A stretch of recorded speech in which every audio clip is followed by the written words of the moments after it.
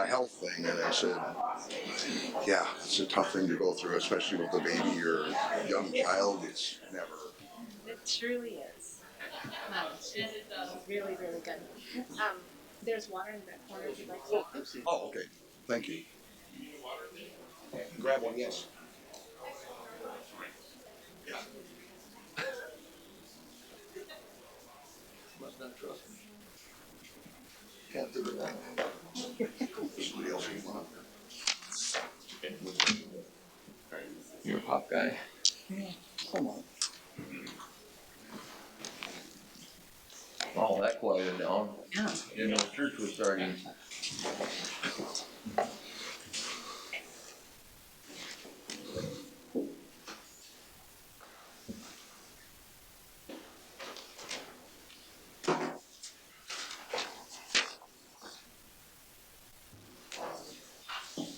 Okay, I guess we're ready to start. Good evening, and welcome to the Hutchinson Leader Candidate Forum. We're happy to once again provide an opportunity for candidates for the Hutchinson City Council, Hutchinson School Board, and McLeod County Attorney to introduce themselves to voters and discuss issues relevant to the offices for which they're campaigning.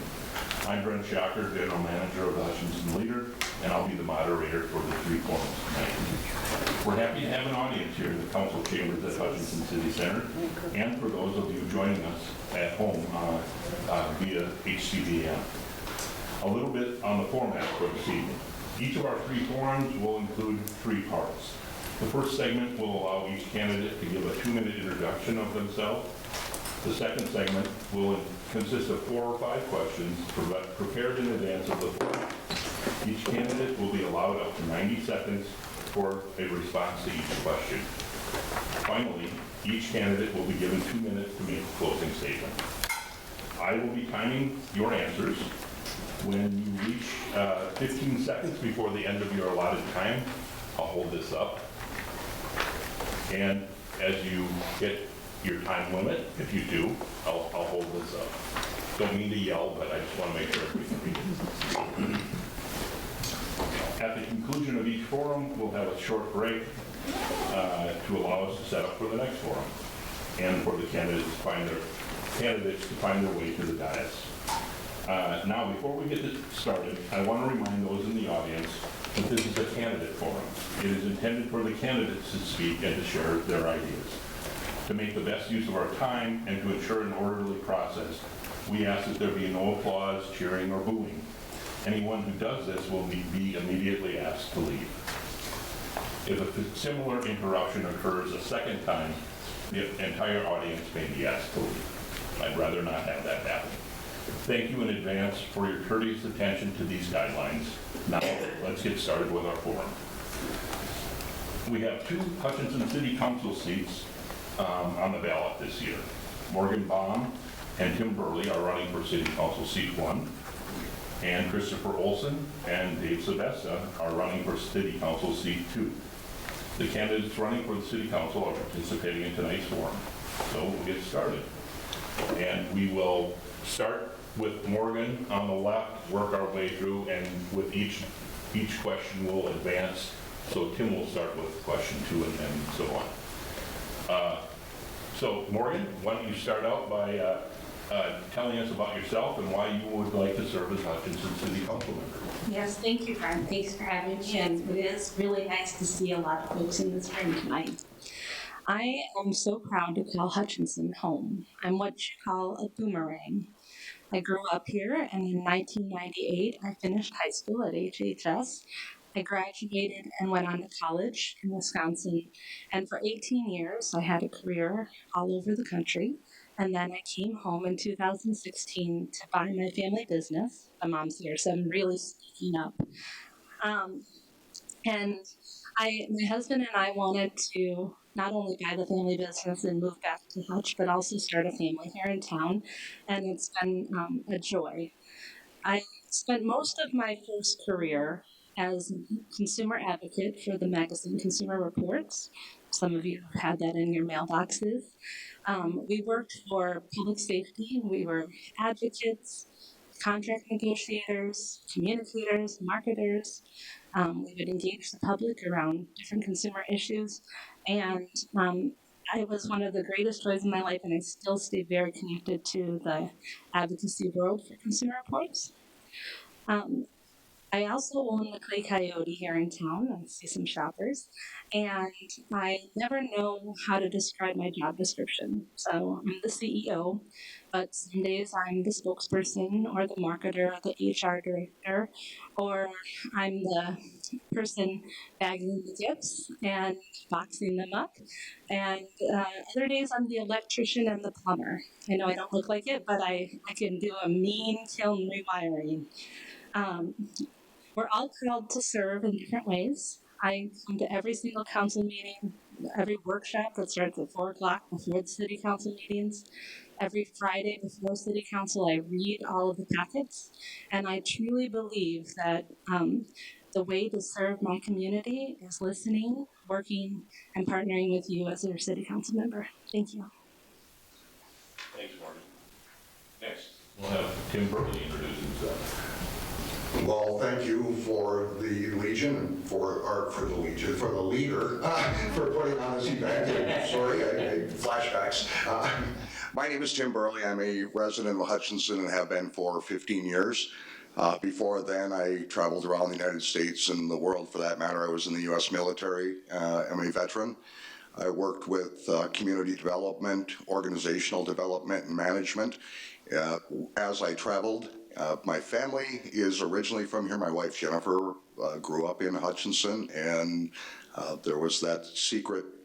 We fell in love, and one of us had to move, and I loved Hutchinson, and I had been coming to Hutchinson for many years and found that this community had a lot of stakes in it when it came to the large volunteer base, the community feeling, the growth, and I always laugh because when they came up with the new motto for Hutchinson, the city on purpose, it made sense, and it is. A lot of the planning here and a lot of the people here work towards that.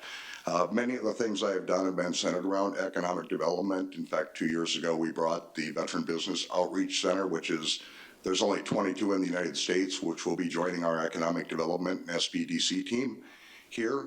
So we work with the national SBA to attract that here. I do a lot of work with veterans, but we do a lot of work with the citizens of this community, and we cross paths with how that works. Many people are in crisis or need.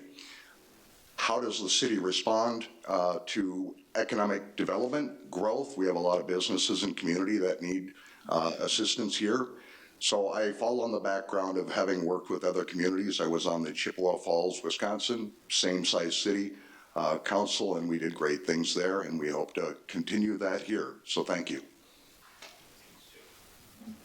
Hi. Thanks again for having us. I'm Chris Olson. I moved back up here in 2013 with my 3 kids. I work in Wilmer, Novatech Engineering, as a CNC operator or machinist. Came here and decided to try to run just to be another younger voice, just to come in. A lot of my peers want a voice. Not a lot of them are ready to come out and be here. I worked a lot with my career working with safety, improvements, and worked in the industries. This is a new area for me. It excites me. And I know with this community I can do well. I guess that's all I have at this time. Thank you. Dave Sebastian. Hi. Glad to be here tonight. Thanks for having you put this on for us. I think it's going to be instrumental in a lot of ways, probably. Most of you should know who I am, but maybe you don't. We moved here in 1990 for a job purpose, and kind of like halfway retired, still work today, but City Council is a fascinating way of doing business. those that think they understand financing probably don't understand as much as they think they do because it changes when you get on the city council. I'm appreciative of having the opportunity to be on the council for the last 4 years.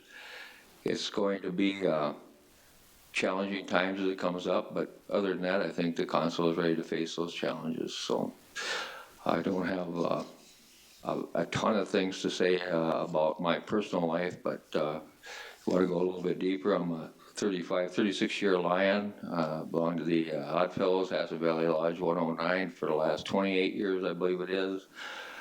Sat on the Avron Home Board for 20 years. So typically been throughout the city quite a little, out and about, and most people don't know me. They know me that Souls for Souls, which is saving shoes. And over the last 4 years or so, we probably collected close to 60,000 pair of shoes that we sent to Souls for Souls. So that's part of the community involvement, not only being available for questions and answers or questions that come to mind, but being involved in community is absolutely, I see you held up to 50. I'm glad it wasn't a 2-minute sign. So with that, yes, glad to be here, and hopefully perspectives are changed or seen tonight of each candidate. So thank you. Thank you. All right, our second question, we'll start with Kimberly. Kim, tell us, based on what you know about city government, what do you see as top priorities for the city and why? Well, this could be quite interesting because as we move forward, we're coming out of a pandemic, or we're coming out of an issue where we had a lot of state, federal government, I'd call it intrusion on local government. And I see, as we're moving forward, a lot of unfunded mandates and funding issues that we're going to run into as we move forward. Especially in the areas of, we're in a competition right now with every community in the state of Minnesota and across the United States. We need employees, we need business, and every community will tell you the exact same thing. We've got to be creative, and more creative than the people down the street, to attract and maintain the businesses we have in the community, the events we have in the community, the volunteer base we have in the community, and that's a balancing act when you're working with outside entities coming into the area, especially with political agendas, to try to change the focus of what the people in Hutchinson want to achieve. And so I'm very fixated right now on how do we grow the community? How do we make people, in fact, the other day I walked, you see the person at the gas station putting gas in and they're putting $5 in. And then we ask the question of, can we give them $25 more? Can we take $25 more a month from them? My answer is no, and we need to move forward and focus in on how we make the people of Hutchinson comfortable living here and enjoying it. Thank you. Mr. Olson. Yes. I would say one of the biggest issues is industry. What I've seen working where I work, even material shortages here and there, staffing, just simple things like that. I'd like to see advocacy for preference to our community through vendors, if we can get ones that are actually in-house in Minnesota, or even onboard ones into the community that would be able to provide, or even provide preference for that. I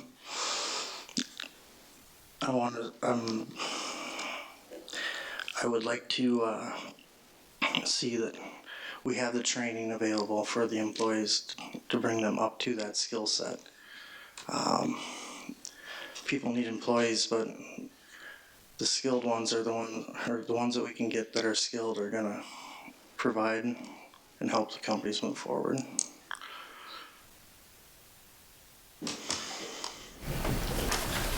Mr. Sylvester. Would you repeat the question, please? Sure. Based on what you know about city government, what do you see as top priorities for the city and why? Well, city government is going to survive regardless of what we feel or think. Things are, which most people don't understand, city government is run 90% by state and federal. So typically we have, as council people, we have a little, how do I want to say it? I don't want to say responsibility, but we have little to say about what's going to go on, okay? So we get, yes, grants, we get things for this and that and the other thing, and we hear a lot about the Crow River being contaminated. We hear about last night at council meeting, if we're not worried about sediment coming into the Crow River, we're worried about chlorine getting into the water. Mandates from the feds and the state control a lot of what we do. We just try to do the best we can with the funds that we have, and everything is a question for us as a council as to what's happening and what's going to happen. So we're typically looking at what can we do best with what we're going to get. And the biggest thing of it is everybody's concerned about taxes. Don't raise the taxes. But on the other hand, if we're going to have the services that we have, we're still going to have that tax raise regardless of how much it is or how little it is. So it's a gamut, and we try to run it every day, and I got the stop sign. Thank you. All right. Our third question will be starting. Wait, I think you forgot somebody. Oh, I apologize. That's okay. I started last time. Yeah, you're right. Go ahead. No problem. You want to repeat the question, or? No, I have a handle on it. So there's a lot of big issues that are coming our way, but the one that is most important to me is making sure that Hutchinson remains affordable and accessible for everyone in our community. Affordability means something different to every single one of you, and there's a lot of ways that the city council can help make Hutchinson more affordable. One of the ways would be to pave a pathway for more housing projects. Right now we have a 1% vacancy in our community. That means that if you're a renter at one of the apartments and they raise your rent and 23%, like someone who wrote to me this week, and you say, I can't afford that because I'm on a fixed income, they say, fine, move out. We'll find somebody else to move in because there's nowhere else for you to go in our community. So by moving more housing projects to the front of our city council agenda, we can open up more affordable opportunities for our community. We also have to retain and recruit new businesses, like my opponent Tim said, through our Economic Development Authority, but it's not just getting new businesses to open here, it's also providing them with multiple services for their employees so that they can be successful. And I'd also like us to see us work on some public-private partnerships. Right now, there's a child care initiative going on. It's a privately led program, but they say we have 400 spaces for child care in our town, but we need 700. And so the city council can help support those groups as they make those initiatives possible for our residents. And I got the stop sign too. All right. Now we're ready for question three. I'm sorry, Marty. No problem. All right. Third question. It's rather lengthy, so bear with me. A lot of information here. Hutchinson's current half-cent sales tax is set to sunset around 2026. This tax brings in about $1.6 million annually, and it's currently used to cover debt service payments related to water and wastewater plants. The Master Parks Plan in 2019 identified the sales tax as a possible funding source for parks and recreation. If elected, you will be one of the council members who would be making the decision of whether to renew the sales tax for another period of time. Can you tell us how you view the current half-cent sales tax and how you would decide whether it should be renewed in the future? Chris. I really am not for taxes. They would have to be scrutinized pretty severely. And weigh the pros and cons. A referendum would be ideal. I'd want communities outreach for it to see where they're at too. That's really all I can say on that one. Thank you. Sebesta. I'm not going to repeat the whole question. It's not a real tough question. I don't see the tax being voted down by the council. I hate the anomaly of saying we've had it for so long, we're not going to see, what is it, 0.375%. We're not going to see that as going to be, I don't see it as being detrimental. But we do need, and please remember, the income that we receive from Creekside, water and sewer, utilities, the liquor store, all help to reduce our taxes. So basically, if we don't, we're almost subsidizing ourselves in a sense when it comes down to that. But if we didn't have that and we had to spend another $5 million, we'd have to find another $5 million a year to support what we're doing. Another thing to remember is that out of the budget, about 62% is employees. Now, if you took 62% away from 8 million, 10 million, whatever it might be, that's a big figure. And what controls that basically, again, is employees are controlled by state and feds, and so we have to do things with them that are suitable. Insurance is another big one. But if you want the simple answer, I don't see it, and I believe that I would probably vote for it again. Morgan. Of all the taxes that we have to talk about, sales tax is one of the ones that is spread out, not just for Hutchinson City residents, but for people who come to town. So when someone comes and attends one of our festivals and they stop and they shop in town and buy gas and go out to eat and get a new shirt at one of the beautiful shops on Main Street, that they're adding money to our revenue that's not necessarily coming from the people who live here. So sales tax is absolutely one of the ways that we can continue to grow our revenue. You know, as Dave said, you either have to raise more or spend less. Those are your options. And sales tax helps spread it around. I would say that I pay the sales tax as a small business owner. I go through every single jurisdiction in the state of Minnesota and pay sales tax every single month. I just did it on Tuesday. And we are not alone. And so other communities are doing transit taxes and municipality sales taxes. So I don't think that it's something I would vote down at all. In fact, I like spreading those responsibilities around. Thank you.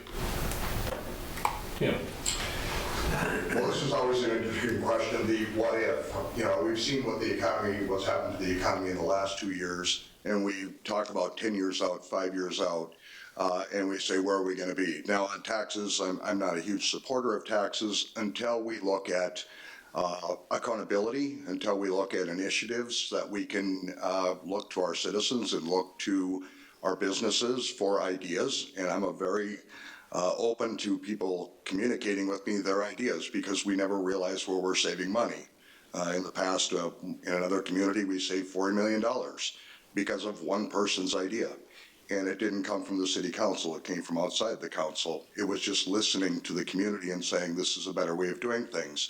So are we going to have to add that tax based on what we see right now? And I think Mr. Sebesta referred to that as, where do we recoup $5 million? I think we need to, before we even do that, go to our department heads and the people who manage the city and figure out where we exactly sit when it comes to investment, where we come to what we have going on in the community for bringing funding in, and look at those opportunities. I spoke with a local business owner today, and he said to start a business, I had to pay a state tax, a state licensing fee, county licensing fee, and a city licensing fee. I've already started out $1,500 in the hole.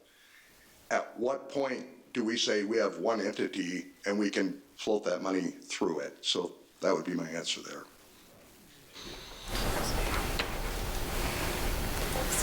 Our fourth question, and we'll start with Mr. Sebesta. Another lengthy one. Hutchinson has seen construction of more than 160 single-family homes and 290 rental units over the past 5 years. but there continues to be a need for more housing. There are challenges, however, to growing housing growth locally, including low market rate, rental vacancy, high labor and material costs, and a dwindling supply of vacant lots upon which to build. The city is trying to identify future growth areas and ways to assist developers, but investors and developers say putting together financing packages that might ensure the needed housing is built is a challenge. What can the city, and more specifically, you as a city council member, do to help alleviate the housing crunch? Wow. All statements are true. I think we're at about a 1% vacancy rate. I don't see that, and let's go to number 2, developers. That's what we lack in this city. We have a lot of contractors that own land and build houses as they need them. They might build 5 one year, and when they have those completed and they sell them, then they start maybe another 5 or 6. So what we're basically doing, and I know EDA is working on it as well as City Council is, and we rely on the EDA for a lot of information. Yes, we're looking at opening up some land again for developers, and we're looking at infrastructure, and that is right today is a costly part of the program. So we have to have our ears open. We have to be willing to listen to ideas, and we have to be willing to accept some things that maybe are out of the norm, and I'm not sure what they are, but I'm sure they're there. So typically, it's a developer situation as well as land situation. But City Council, as of today, is with the staff looking at opportunities to go forward with that. So there's no definitive answer. Morgan, what can the city, and more specifically you as a city council member, do to help alleviate the housing crunch? I think that's a great question. Like I mentioned before, we have a 1% vacancy rate in Hutchinson. And that means that we don't have a lot of choice. And the market's very hot right now. And so people are making decisions based on what's available. And when you look back, and I hate looking back because you always want to be progressive and think about the future, but there was an opportunity to build a 50-unit housing development on our river, and we, as the city council, voted against it, and essentially it failed. I mean, it was a development lot that could have been 50 open units in our community today that we voted down. And, you don't always get to choose where people, who moves into your neighborhood. Somebody wants to build a $10 million apartment building on the river, and they want to pay for the lot. But because it was a city development lot, we had the decision. Unfortunately, that means now we have 50 less units. Those sort of scenarios come up often. And it's the city's council's job to think about those and look 5, 10 years, 15 years down the road for how we can make sure that we have enough housing for everybody. So by making that decision 4 years ago, we're living with the consequences today. Tim, what can the city do, and more specifically you as a city council member, do to help alleviate the housing crunch? I think it goes back to find developers and then have a plan for where and how you're going to develop. And we see it in the veterans community. We're doing tiny houses. We're looking outside the box and saying, listen, you have a single person, you don't need a $175,000 home where they can live in a $30,000 tiny house. So that's an example. We can put 10 of them into a location and create. And that's how we have to look here, is how are we going to create that? And we talk about, we don't want this unit here or that here. The developers decide that. The city can throw incentives out, can incentivize, can grow the community, can try to attract people to the community with business coming in, but that takes investment money. And the city isn't going to be in the business of building. So we have to entice those developers to come in and formulate around the benefits of Hutchinson. We don't do a real great job of selling our community. We're kind of the rural community out, away from the Twin Cities. But there are plenty of people who are looking at or moving right now and transient throughout the United States who can move into this community and help with the development process. Yes. I've seen the housing market, I've seen the prices. I can understand where you're coming from. It's hard to get developers. I would hope for some innovation. There's different floor plans. He was talking tiny homes. There's models for 3D printed homes. Trying to get more of that starter home. That's one thing that I see lacking in this community is starter home. That's getting your new families in here. Understand that, we don't want the city to pay for that. But working with the community, working with developers, something where there's an incentive for them to come here and build those homes. I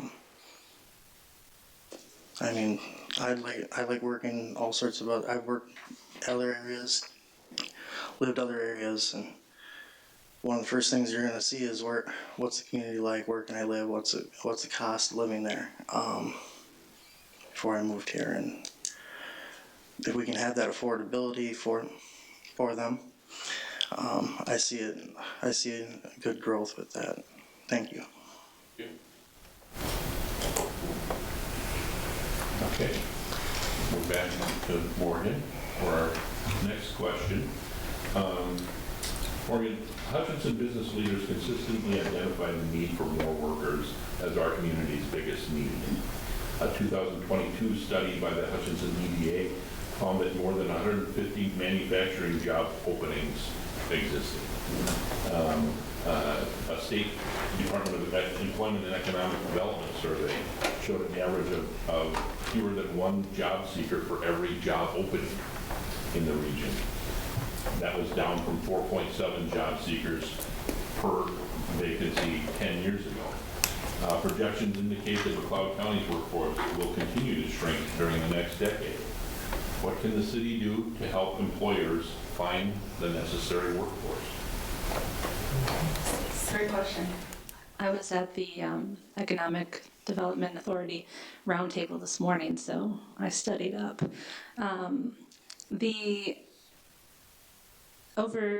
Since 2015, McLeod County has lost 20% of its workforce. And the numbers that you just shared, Brent, are staggering. The EDA has also identified that there are more than 8,000 people who live in McLeod County and leave McLeod County to work every single day. And that's 1/3 of our workforce. So there's a project underway called Project 8000 to try and identify and understand why people are leaving our community to work elsewhere so that we can recruit and retain people to work here. But it's a full package. As a small business owner, I'm a hirer.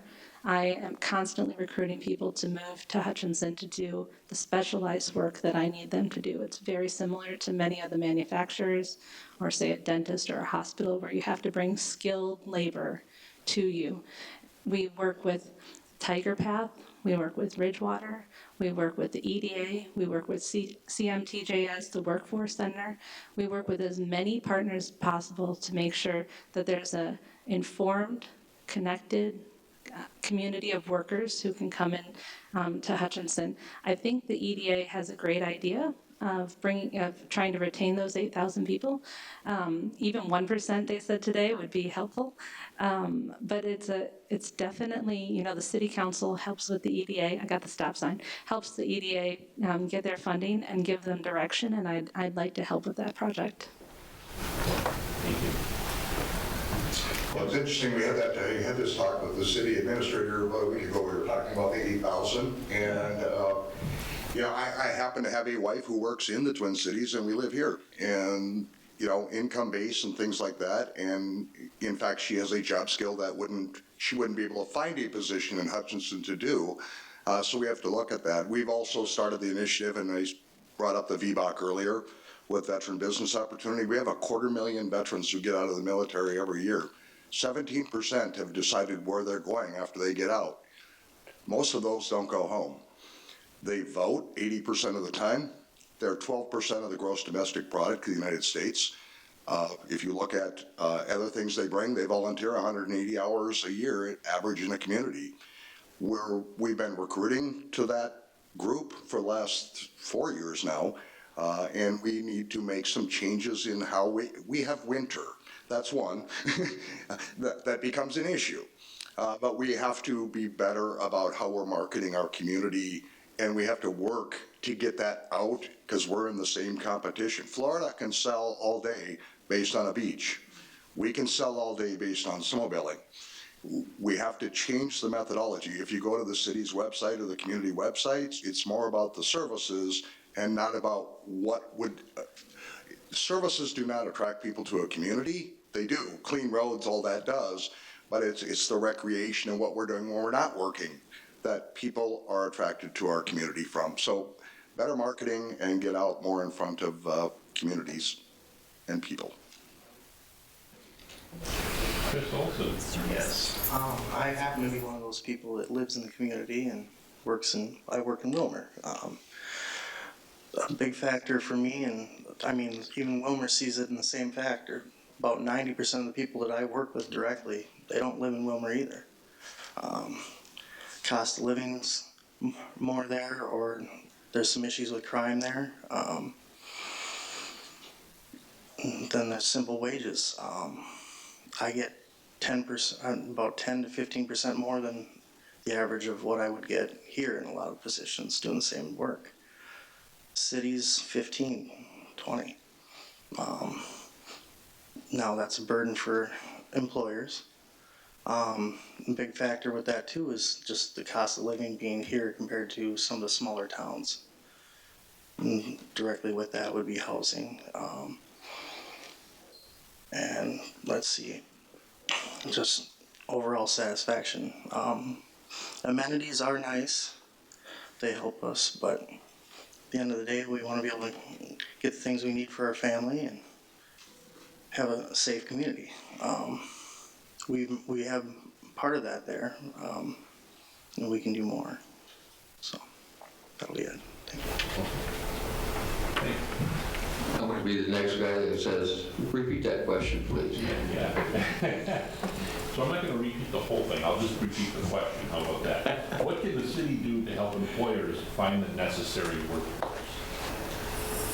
Well, number one is, I'm not sure that's a city function, to find employees for employers.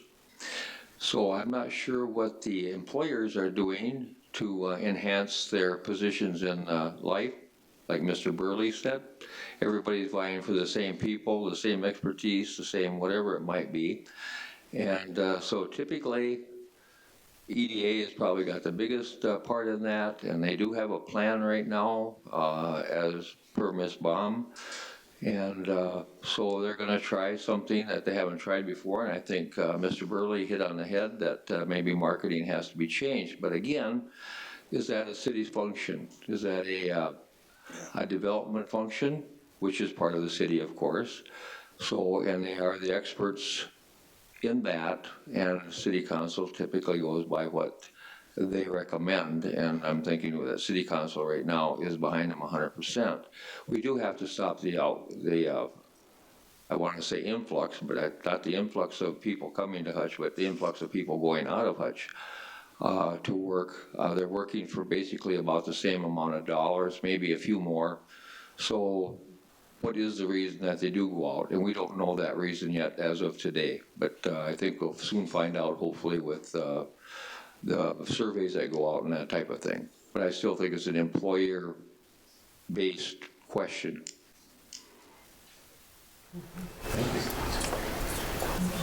We have reached the end of our allotted time, so we're at the closing statements. Reminder that you all have 2 minutes to make your pitch to vote now. And we're going to start with Christopher Olson.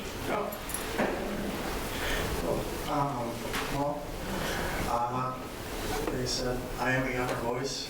I respect the people that are before me. I work with industry. I'm goal-oriented towards building housing and family. I see the nuclear family as probably the smallest government entity that exists, and I want that to grow here. I have that with my children, and I want them to be able to have that. So that's all I have. Thank you. Mr. Sebesta. That was a short 2 minutes, Chris. You don't You want to get his time? Well, one thing I did learn, and I've always said, everyone should sit on the city council.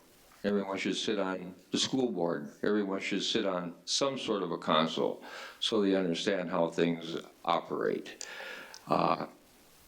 Everyone's got an opinion, which is part of our free world to have that. So you always have to go by what someone, always accept for what someone else says. Sitting on the city council in 4 years is a start to learning what's going on in the city. Another 4 years would hopefully make you better at that, but the way the economy is today and services required in the city, I'm not sure that we're going to make as much headrows as we'd like to think we're going to make in the city. As you well know, the splash pad has been put off from 2023 to 2025 right now, or 2026, one or the other, and that is totally due to inflation and cost of products that the city has to buy. So I would certainly like another 4 years at this job and see if we can't help to make things better. But again, city council is ruled by, I shouldn't say ruled by, but 90% controlled by state and federal. And so basically that plays a big part into it. And we do what we can with what we have and hopefully serve the community the best way we know how. Thank you. Thank you. Morgan Bell. Thanks. I'm running for city council because I want to be a part of the team of leaders who sets our strategic plan, who works with partners all over the community, who gets out and listens to you guys, and who constantly comes here and remembers who's boss, which is the constituents that vote. I want to also make sure that Hutchinson is a great place to live, work, and play. One of my favorite things about living here is that we're a multi-generational community. I have a young daughter. Her grandmothers live here.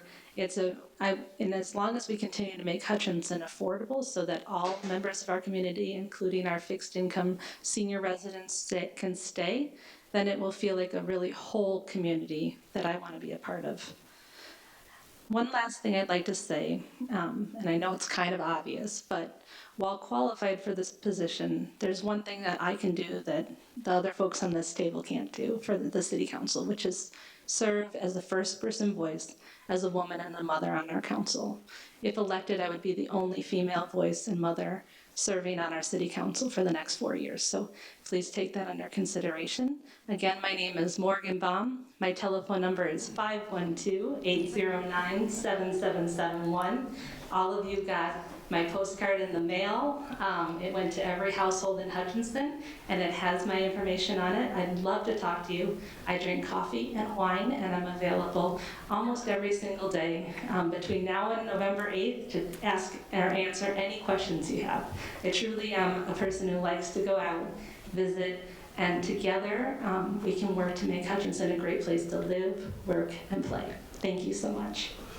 Thank you. Kim Burley. Well, first of all, thank you all for coming out tonight and listening. And it's very important that we do, as city council members or as leaders in our community, listen to the citizens because they are the decision makers. When I put my name in the hat for this position, I was asked to, and I told people, I'm not running against somebody. It's my duty as a citizen of the United States and as a veteran to run for positions, and it shows failure when we can't find candidates to run for positions. At what point does our nation stop and people are afraid to run for a position in government to do what's right for our neighbors and our friends? If we're doing what's right and we're listening, this becomes a very simple project. And as Mr. Sebesta said, 80% of it, 90% of it comes from state and federal. I think it's time communities step up to the state and federal and say, pony up the money, because the city council takes the abuse in the end, because the candidates at the higher level don't have to go out and say, we raise taxes. We forced it down to make your city council and your local communities raise the taxes for you. So we're shirking responsibility. We have a responsibility as leaders in this community to help one another, to be a community, and to look at the human assets we have in this community. And that's the most important thing, the human assets in this community to make Hutchinson a great place to live. Thank you. I want to thank the four of you very much for coming out tonight and giving us a little bit better glimpse into who the four of you are. I think this will be helpful to voters. And with that, our city council forum is complete. We'll take a 2-minute break and set up for the school board candidates forum. Thank you. Thank you.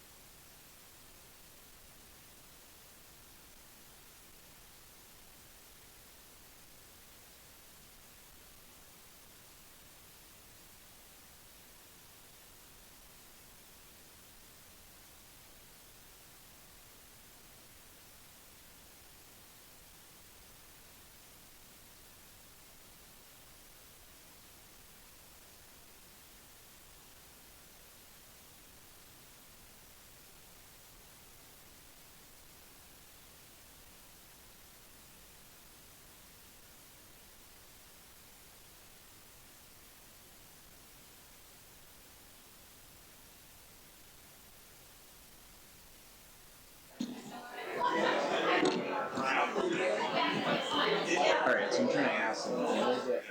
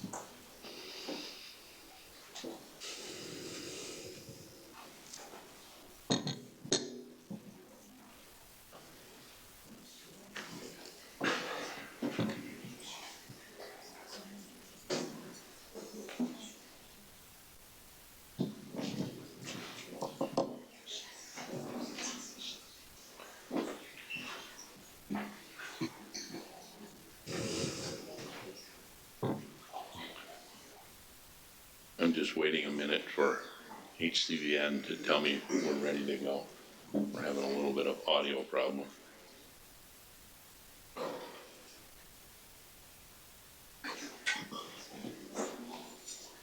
Okay.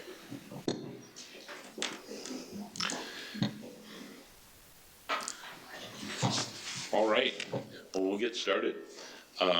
Welcome to the Hutchinson School Board Candidate Forum. 3 positions are up for election this year, and 7 candidates have filed, including Dale Bransoy, Samantha Casillas, Joellen Kimball, Aaron Knutson, Garrett Luthens, Andrea Mitchell, and Scott Olmstead, or Danny Homestead, sorry. 6 of those 7 candidates have joined us for the forum tonight. Unfortunately, Dale Bransoy had a previous commitment which made him unavailable to appear. You can, however, read more about Mr. Bransoy and the 6 other candidates in the October 5th edition of the Hutchinson Leader. I'm just going to go through a reminder of the format for the evening. Each of the forums are of 3 parts, like I mentioned before. The first segment will allow each candidate 2 minutes to introduce themselves.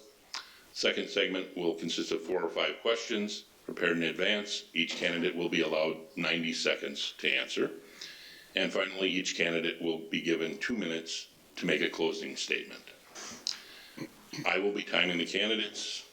You'll get the sign when you get close to the end of your time, and then I'll cut you off. Let's see here. Before we get started, I also want to remind everyone in the audience that this is a candidate forum. It's intended for the candidates to speak and share their ideas. We ask that there be no applause, cheering, or booing during the forum. Anyone who violates this requirement will be asked to leave immediately. If a similar interruption occurs a second time, the entire audience may be asked to leave, and we would rather not have that happen. So, thank you all in advance for your courteous attention to these guidelines. Now let's get started. We will start on the left with Samantha. Oh, I'm sorry. I'm going to make one other request of all of you. Pull your microphones down closer to you. We're having some people having a hard time hearing, including me, and I've got a big voice, so I want to make sure that you've got your microphones down in front so everybody can hear you. So now we'll start. Samantha, can you tell us a little bit about yourself and why you would like to serve on the Hutchinson School Board?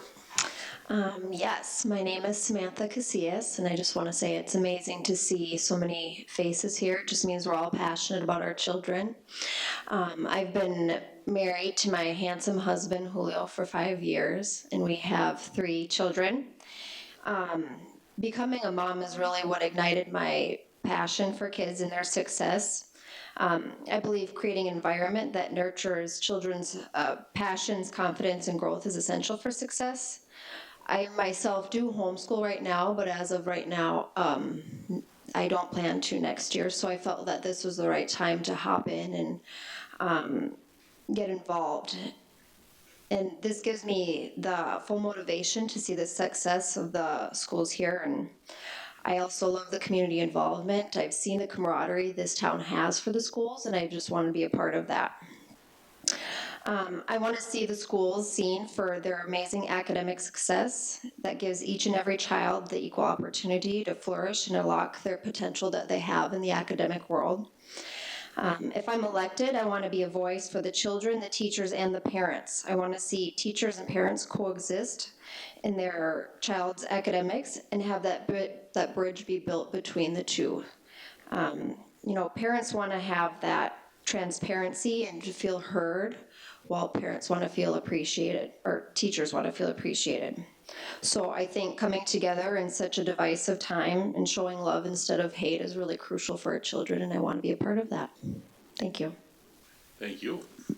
Joelle and Kimball. Yes. I hope that something I say in my little story makes a connection with you, because it's through our connections with each other that we learn and grow. I was born in Oshkosh, Wisconsin, lived in Madison, Wisconsin, Yakima, Washington, Ashland, Wisconsin, ended up in St. Paul, Minnesota, where I graduated from St. Paul Central High School. I went to college at Cornell College in Iowa, graduating with a double major in music performance and elementary education. I got a teaching job up on the North Shore in Tofte, and I taught 5th grade and then first grade and a combination first and second. My husband lost his job at Reserve Mining Company, and so we were on food stamps and welfare for a while. He came to Hutchinson and was employed by 3M. We followed him down shortly after. I got my 2 girls enrolled in school and my son into a wonderful daycare, and then I started substitute teaching. And then a couple years after that, I got hired to teach 2nd grade. I taught for 24 years. During that time, I got a master's degree in curriculum and instruction from St. Cloud State. I retired in 2011, and then in 2014, I ran for school board and was elected, and then ran again in 2018. When I'm not doing school business, I play my violin in a Wilmer orchestra. I'm in a book club and have been with the same readers for over 30 years. I'm also a bridge player. Haven't made a connection with anyone. And active in my church. I also visit my mother at least once a week. She's 99 and lives in Minneapolis. I'm running to give back to public schools where I've spent most of my life. Thank you.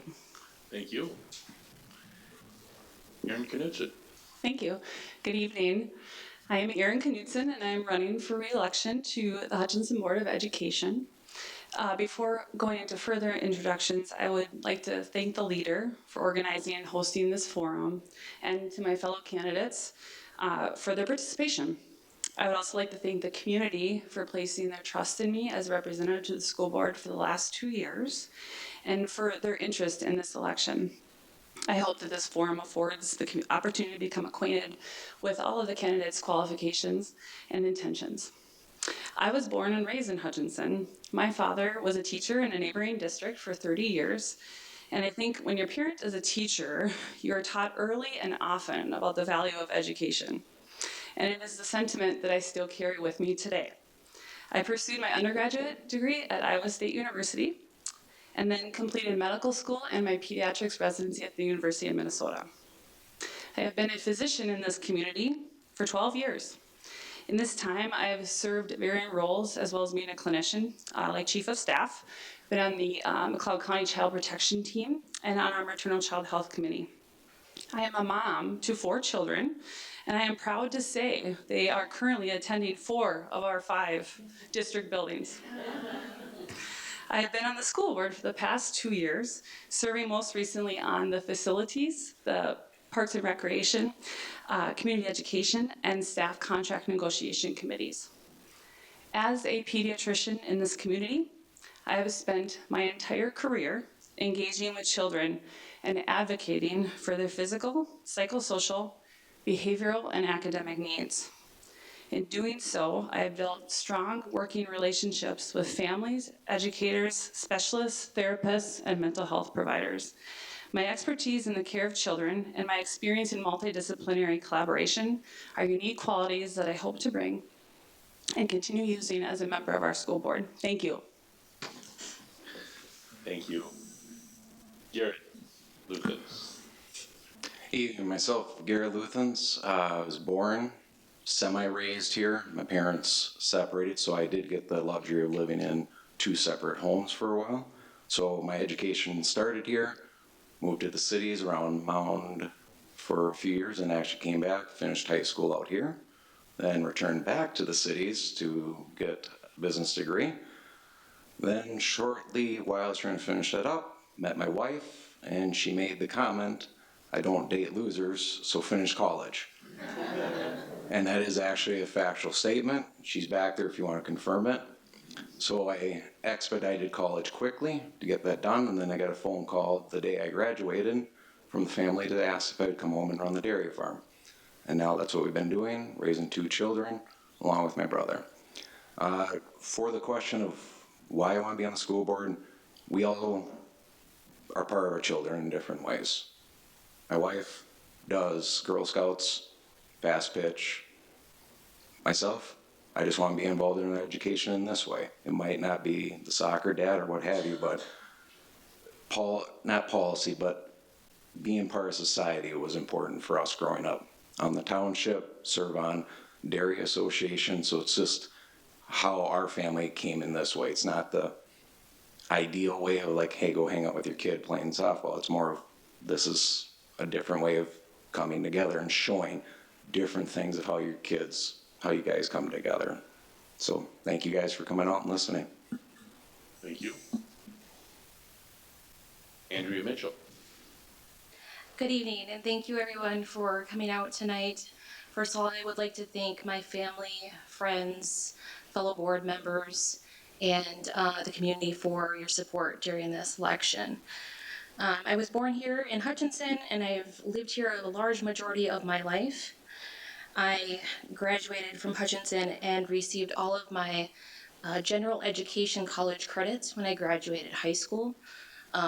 Luckily, I had that opportunity by doing the PSEO program through the Hutchinson School and attended Ridgewater my entire senior year.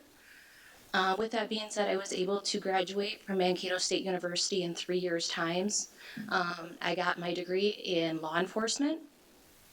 After that, I got a job in asset protection, and then I did work as a correctional officer for 5 years, and then as a child support officer for 4 years.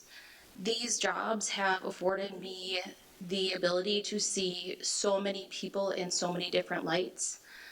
Seeing people with mental health issues, seeing people with drug addictions, seeing children put in very tough positions between divorced parents, separated parents, single parents, and that has extended my passion for really just being there for my community. I am now an entrepreneur. I own a insurance agency, and doing that has given me the flexibility to be more involved in the community. I have only been in operation for a year, but doing so, I have been able to sponsor some of my kids' sports. I have 9-year-old twins, and I have a 6-year-old that all attend the district. And I also was able to sponsor the literacy program at West Elementary, so that way they could further their reading education at West Elementary. I support, thank you. Sorry. Thank you. And now Danny Olmsted. Am I Danny or am I Scott? Sorry. all We're good. gonna go with Danny. It's your name on the sheet. Hey, thank you for this opportunity to speak about myself. My name's Danny Olmsted. I've been in Hutchinson for 21 years. My wife's what brought me to Hutch. Now we've raised 3 kids here. 1 kid has already graduated. I got 2 kids that are left in high school. We also own a business that we work in multiple states, so we're in and out with employees and stuff. I'm running because, it's been a tough couple of years where some of us as parents don't feel like we've been heard or unjustified for our children. And I want to be a voice and a person of transparency, because I don't feel at times the full transparency is there for everybody to see. And as being there on a board for the people, they should have all of your assets. If they have questions, they should be answered to the fullness, not partial answers. And that's what I want to stand for. I want to be the voice for that. Yeah, I'm done. That's it? Okay, okay. I don't want to cut you off. All right. We'll move on to our questions. Second question, we'll start with Joylyn. What do you see as the job of a school board member, and what is your vision for Hutchinson Public Schools? I think the job of school board member is to help run the schools. One of our main jobs is hiring, evaluating the superintendent. Our job is not hiring teachers, but we approve the hiring of teachers. We also, like Danny said, we're here to listen to constituents. A lot of what we do on the school board is dictated to us from the state of Minnesota, the federal government, the state government. That's where we get our money. That's why we're asking for the levy referendum. I think I remember getting asked a question similar to this when I first ran, and I had to go first. And I said it was all about relationships, and everyone else down the row said it was about facilities. And I thought, oh shoot, I should have said facilities. But now we have the facilities. As soon as park is done, we'll have beautiful facilities. So now we need to focus on the academics, the activities, and the character. Thank you. Thank you. Aaron Knutson, what do you see as the job of a school board member, and what is your vision for Hutchinson Public Schools? In very technical terms, our job as a school board is to approve policies and things that are given to us from either the administrative team that we have or the Department of Education. Our also other big job is to hire a superintendent when and if needed, which we have done in the last 2 years. In terms of my vision, I am a very proud parent and proud to send my children to our public schools, and I would really like everyone in our district to feel that way too. We are fortunate to have brand new schools with modern technology, and that we provide a very safe and innovative environment for our students. We have talented, dedicated, and diligent staff that in particular over the past 2 years have worked really hard to meet the needs of our student body, no matter their strengths and challenges. We have very broad offerings, and we have unique opportunities here. My vision would be to build on the strong academic success that we have and the great foundation for education that we have had in this community. I think our district values every student, as do I, and I want to bring that to the table and continue to do so. Thank you. Thank you. Garrett Luthens, what do you see as the job of a school board member, and what is your vision for Hutchinson Public Schools? School board members, they are set out to execute the policy the state has given them. Just like you heard the city council speak earlier, if you haven't, there is just policies that need to be followed. School boards don't get to do whatever they want. They have rules to follow. They have obligations. Within that, they got to work on the policies that fit into their community when they have the discretion. So now that we have hired a superintendent, now it's supporting the superintendent with the resources that they need to do that. We have a perception of what school boards can and can't do, and that's going to be part of this process. Joel and Anier have spoken to that. They are learning that there are restrictions of what you can do, but there's also the opportunity of what you can do. It is finding the leadership that does fit in for the community. Are they receptive? Do they hear it? Are they able to work together with the school board? How does the personality fit into the rest of the admin staff? Are they being cordial? Are they going to hear it? So it's taking the 6 voices on the school board and making sure that's defined. The vision, stability. It's all we need to provide is this pure stability for our kids and for the admin staff and the teachers. Knowing that there's not going to be, I don't want to use the word fad, but just we're not going to follow certain trends. It's just we're here for basic education. Thank you. Andrea Mitchell, what do you see as the job of a school board member, and what is the vision for Hutchinson Public Schools? So besides the technical issues of, addressing policy and hiring, it's also important that they're active listeners and effective communicators. We want our school board members who want to actually put the community first, and they need to be able to put their own agendas aside, and just know that they may not agree with everything, but they need to do what is best for the community and what the community wants. I think it's also important that these school board members not only be active in the community, but also in the classrooms. I think it's important that they go and spend time with the teachers to really find out what is going on in the classrooms. There's a lot of low morale right now with the teachers, and we can't address that if we're not talking to them and getting their feedback as to what we can do to make things better. As far as for my vision, we say that after kids walk out the high school doors, they should be ready for adulthood. They should be ready to go off on their own. But I don't know how we can say that we're doing that if we're not doing the basic needs that everyone needs. And that would be financial stuff. Why aren't we teaching about student loans and debt and all of that stuff that every single American deals with after high school? Thank you. Thank you. Danny Olmsted, what do you see as the job of a school board member? And what is your vision for Hutchinson Public Schools?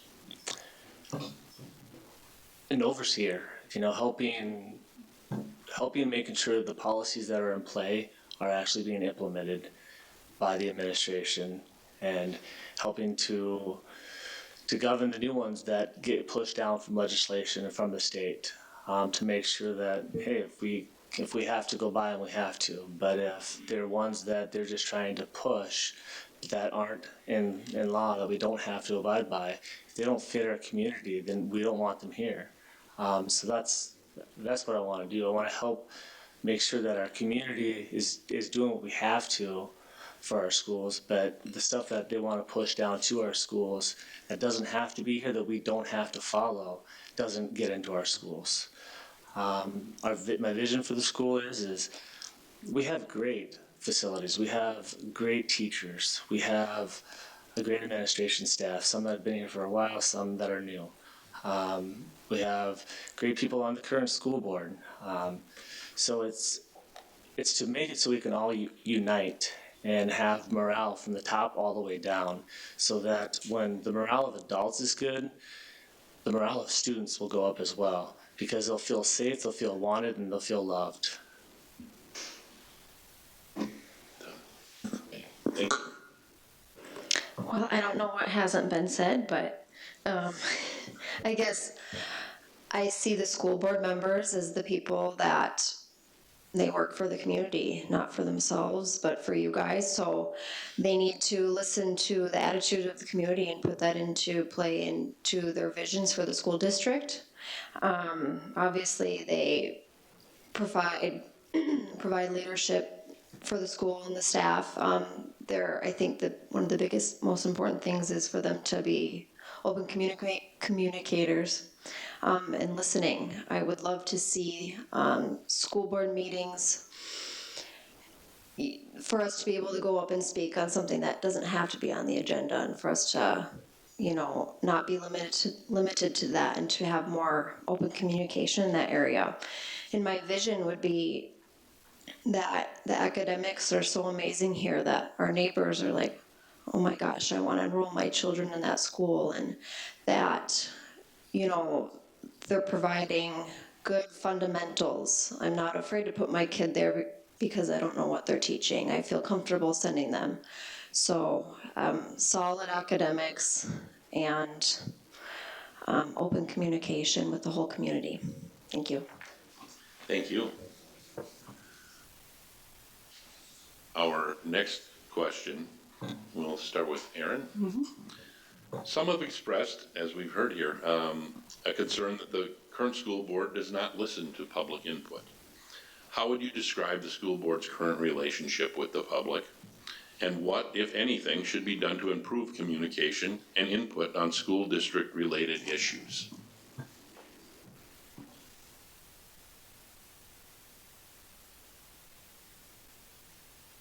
I just wanted to get all of that written down so I could make sure to answer it completely. Thank you. The school board, in my opinion, over the past 2 years has done its best to be as open and transparent with parents as possible and with our community as possible. Each of us has our telephone number and email address listed, and over the past 2 years we've each fielded a fair amount of calls and emails and questions, and have done our best to answer them when appropriate.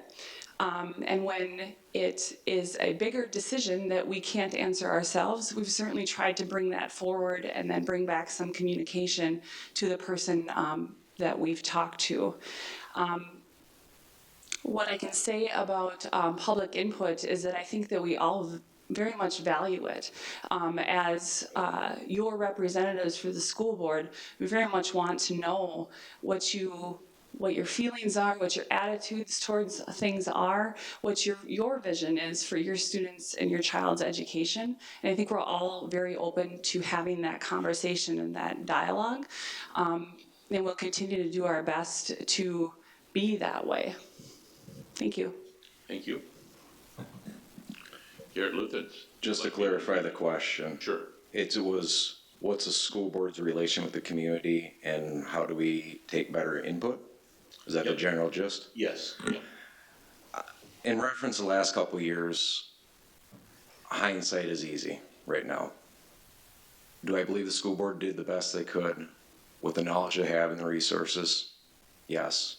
When the community came forward on what was coming, intense emotions. I couldn't imagine what the school board was being told from the state, what was actually fully being done. But now there's information out. We got to believe the people that we elect are having the best interests at heart. They're doing what they can with the knowledge they learned and the resources they have. It's all we can ask of them. yes, we have to bring in public input. We have to be listening to the community. We are also entrusting our administration staff. School board's got to make the best judgment they can. This is a hindsight issues now. Going forward, all we can do is learn. What more can we have done? What more could this school board could have done? What could have the admin done? That's the discussion we can have now.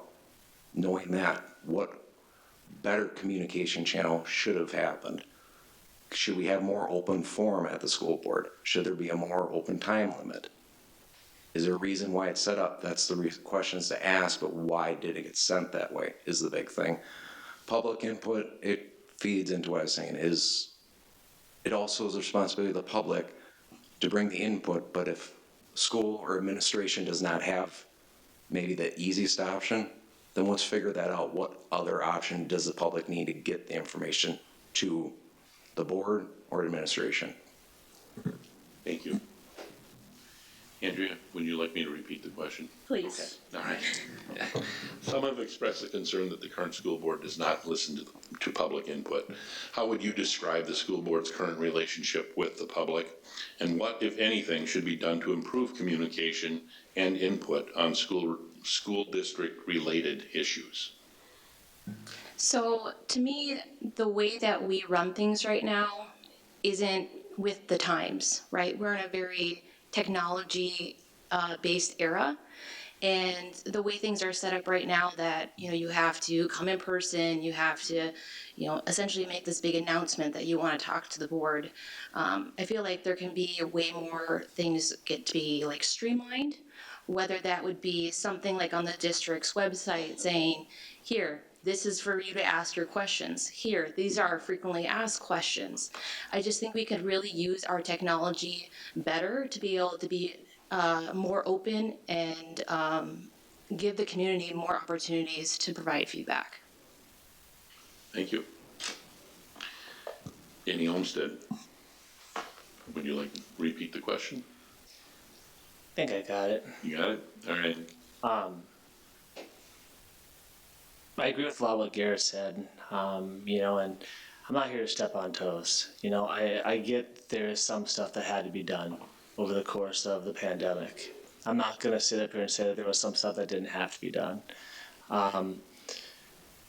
But when the morale was like a brick wall between people that I know and the school board, and when you have a wall up in between, nobody's going to hear anybody's side. So we just need to make sure that we can have a better dialogue that, hey, this is where it's getting pushed down from.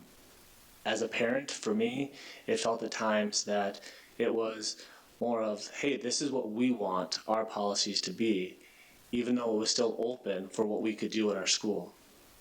And we as parents were saying we wanted it one way, but we didn't feel like we were being heard. So I think that comes back to having the transparency and being able to have a better open dialogue, whether that is having a quarterly forum where parents can actually talk and, hey, if it's not an in-depth question being asked, that answers can be answered from the people on the board. I'm good. Okay. Thank you. Samantha. So open communication with the school board. So obviously it's very important. I think I would love to see some sort of, I don't know if it could be like, for a half hour before school board meetings where we have some sort of interaction where school board members could even actually respond or some sort of thing. I think that would be a really unique way to open up more dialogue for parents. I think for school board members, really pushing to have those conversations, whether you have your differences, is really important. And if you don't know an answer, making sure you at least try to really find that answer and go out and get it. I don't think parents want to come in and dictate, every single tiny little thing, but they just want to make sure that they're being heard and have their questions answered, basically. So I've heard some people have said it's been great and others have said it's not been totally great. So I think just making sure everybody feels comfortable with open communication with them, it would be awesome with some more. Thank you. Joellen? Okay, I'm going to try not to feel defensive because I was the school board chair a year ago. I do think that we need to listen to the public, but there are many, many different opinions, and you and your immediate group of friends, relatives will have one opinion, and there will be another group of people that will have a complete opposite opinion, and that does happen. I do want to thank the people that have been coming to many, many school boards and keeping it mostly respectful. There was an article in a school board magazine about other school boards that members' lives were threatened. I never felt that kind of fear being at a school board meeting. I do have a specific example I want to say. I was having coffee with some retired teachers, and the retired teacher said, I heard that there are litter boxes in the bathroom at the middle school. I said, I will check into that. I went right to the middle school. I talked to the middle school principal. She said, absolutely not. So saying something that's not true over and over does not make it true. It is not true. And all the teachers, all the students, administrators, and school board members would be on the same page with that particular topic. So we need to listen to people and respond the best we can. Thank you. Thank you. All right, that wraps up that round. Our fourth question, we'll start with Garrett. Sometimes not everyone agrees on issues. Yet for school board members, it's important to be able to work together and build consensus whenever possible, especially on contentious issues. Could you support a board decision you did not vote in favor of? Why or why not? When you take your oath on any governance board, that is your duty, period. You might not have agreed with it, but once the board makes the final decision, then that is how this goes. You are a board together, and that's what it needs to be. Once you start destabilizing, doing mistrust outside, that's when the public doesn't trust the board anymore. It will happen. It has happened, and it will continue to happen. There will be votes that happen that you don't agree with, but does not give you a license to go out and sabotage the current board if you are the member. You sign an oath, that is your responsibility. That goes with any governance board. That is just what is expected. And I will do the same. That's what I have done in the past on any other boards I've been on. You have to support, or else you don't have trust. Because if I start alienating anybody on with the board, how will they listen to me the next time? Thank you. Thank you. Andrea, could you support a board decision you did not vote in favor of? Why or why not? Like, this kind of goes to what I said earlier, is that it's overall about the community. You're not gonna agree on every issue, and ultimately it's what is best for the community. And, you know, I think politics have unfortunately really come into our schools and into nonpartisan positions.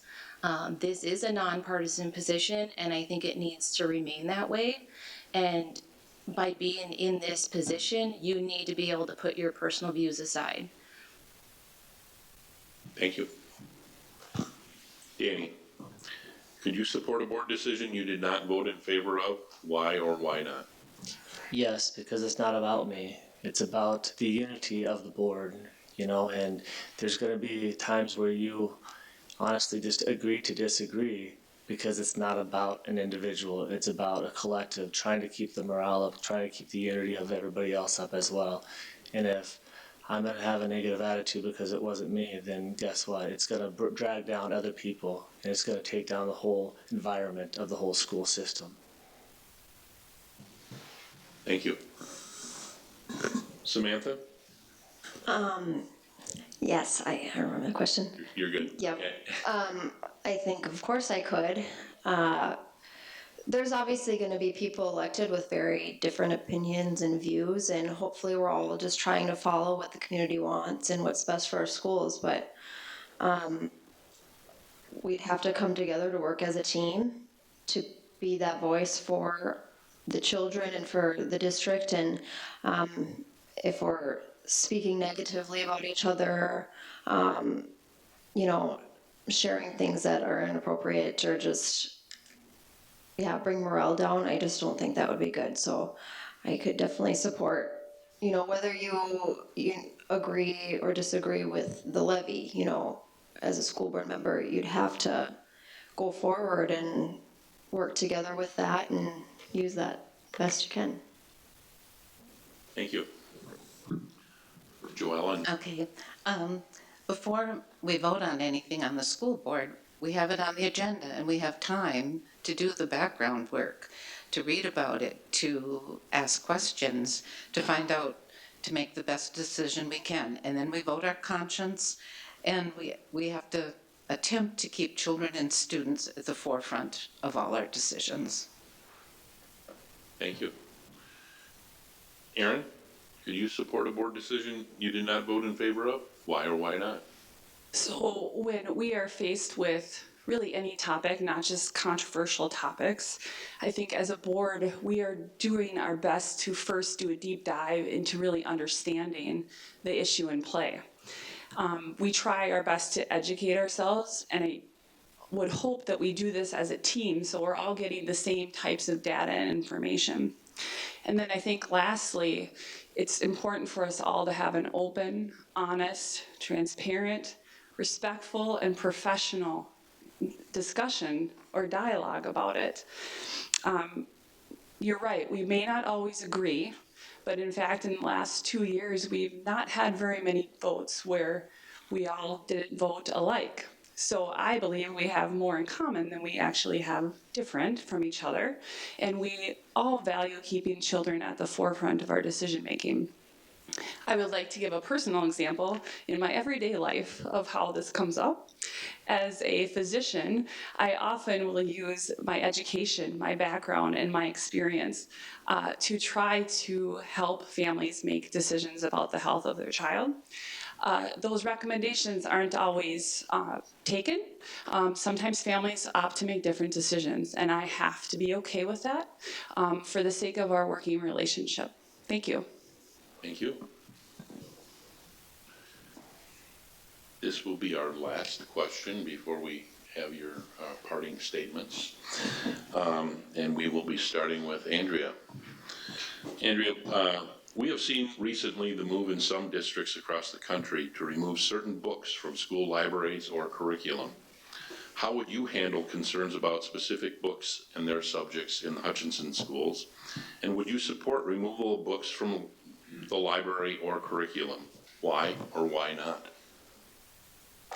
I would not support removal of books. To me, the books are our history. By removing them, you're trying to remove or bury history, which to me should not happen.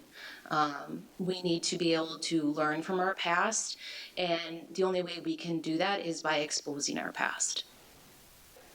Thank you. Danny, would you like a repeat of the question? No, I think I got it. Okay. History books, literature books, those belong in school.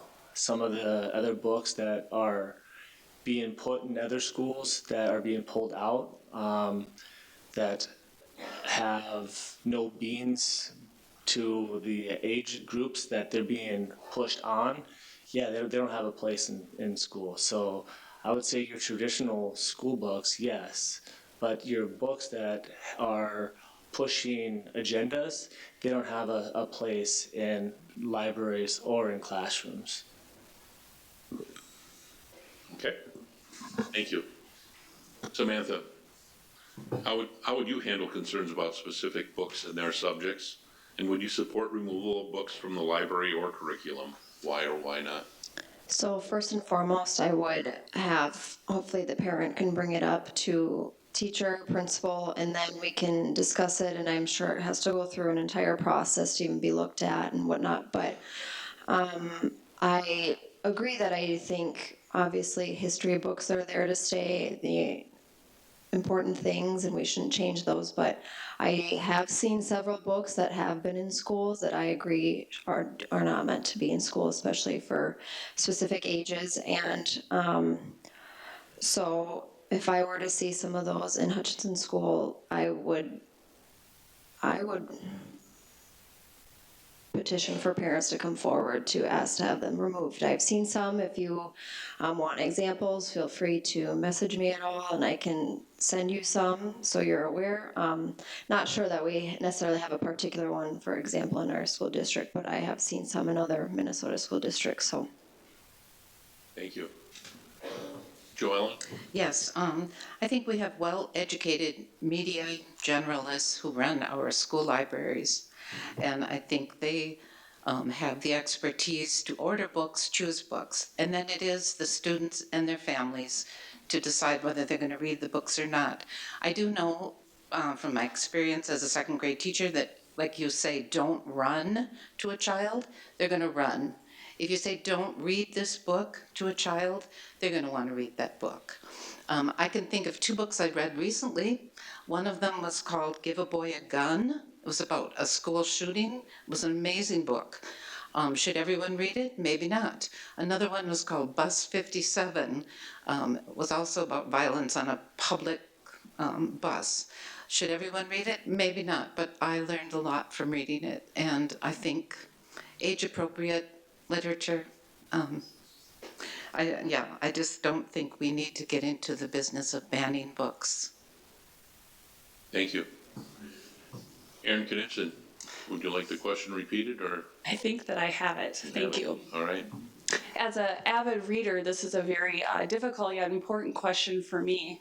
As growing up, I had a great plethora of books to choose from, and I think the diversity of it was good in informing my education along the way. So I'm grateful for that. I think this is an area, much like what I was saying before, where there are guidelines that come down from the state, and there's certainly wonderfully educated media specialists that help us pick those books for the children, and I think they do an excellent job of that. And I think that kids and families, with the variety of books that we have, also have the opportunity to not choose something that they're not comfortable with, and they have the freedom to do that in our system. Thank you. Thank you. All right. I'm going to take a shot at it. You're going to take a shot at it, all righty. I'm going to go with Danny. I think I got this. We need to just trust the staff. That's what they're paid for. We have an administrator, superintendent. That's their job. Age appropriate, content ready. This is a public education. Parents, bring your concerns. That's what they're there for. We have to remember what the school board's actual role and responsibility is. Yes, we can hear from the public, but we are paying people to do their job, to do what's right for our kids in the best capacity they can. It's also our responsibility as parents to be with our kids, to watch what they're reading. So yes, diversity is great. In the sense of diversity is reading one side of something, reading another side. The Federalist versus the Anti-Federalist papers. Big, long books. You don't get to ban one because you don't like the other. It's healthy to read both sides. But these are our kids. They have to learn both sides of the issue. It's not the school board's. This is not in the school board's realm of responsibility. We have to trust our administrative staff to handle this. And to listen to the public. And if there's enough of an issue, correct, there is going to be a policy for us to bring it up, and we will talk to the administrator about it. Thank you. Great. Thank you. We have arrived at your closing statements, and I'm going to check here. We're going to start with Danny, right? I want to say thank you to all of you for coming out tonight and sharing your views with everyone here and on TV. And wish wish you good luck with the election coming up. Danny, give us your closing shot here. Well, I want to thank everybody for coming. I want to thank you, the leader, for putting this on. More people than I thought were going to be here. I'm not really the best at speaking in front of people, but, you know, I don't know all the answers, but I've learned over 42 years that listening and having 2 ears versus 1 mouth can get you a whole lot farther in life. And so I just want the opportunity to be the voice, of what the state is saying, what the constituents want, and what we have to do. Because, there's policies that, hey, you know what? We as a board are going to have to do more with legislation. Talk to our legislators even more, send out more emails and stuff, and prove and show, hey, people need to reach out to legislation to help stop and change the stuff that's being pushed down on the boards. It's crucial time to try to help and save our kids, really. And the world is not what it was when I was in school. I talked to a really good friend, and, he's like, you can't look at your kids now and say, hey, I know what it's like to be you, because you know what? We didn't have the technology as fast as what our kids have today. And as much as I love technology because it's part of my everyday life, technology is not the best thing for our kids at all times. So it's a big thing. I mean, the mental state was a big thing that people wanted to work on.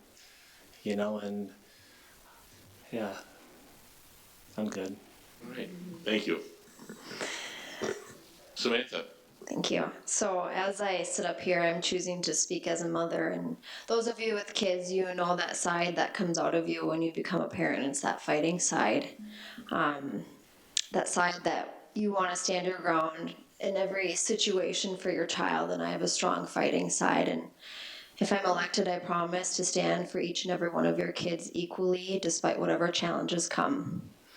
I would work for them just as I would for my own.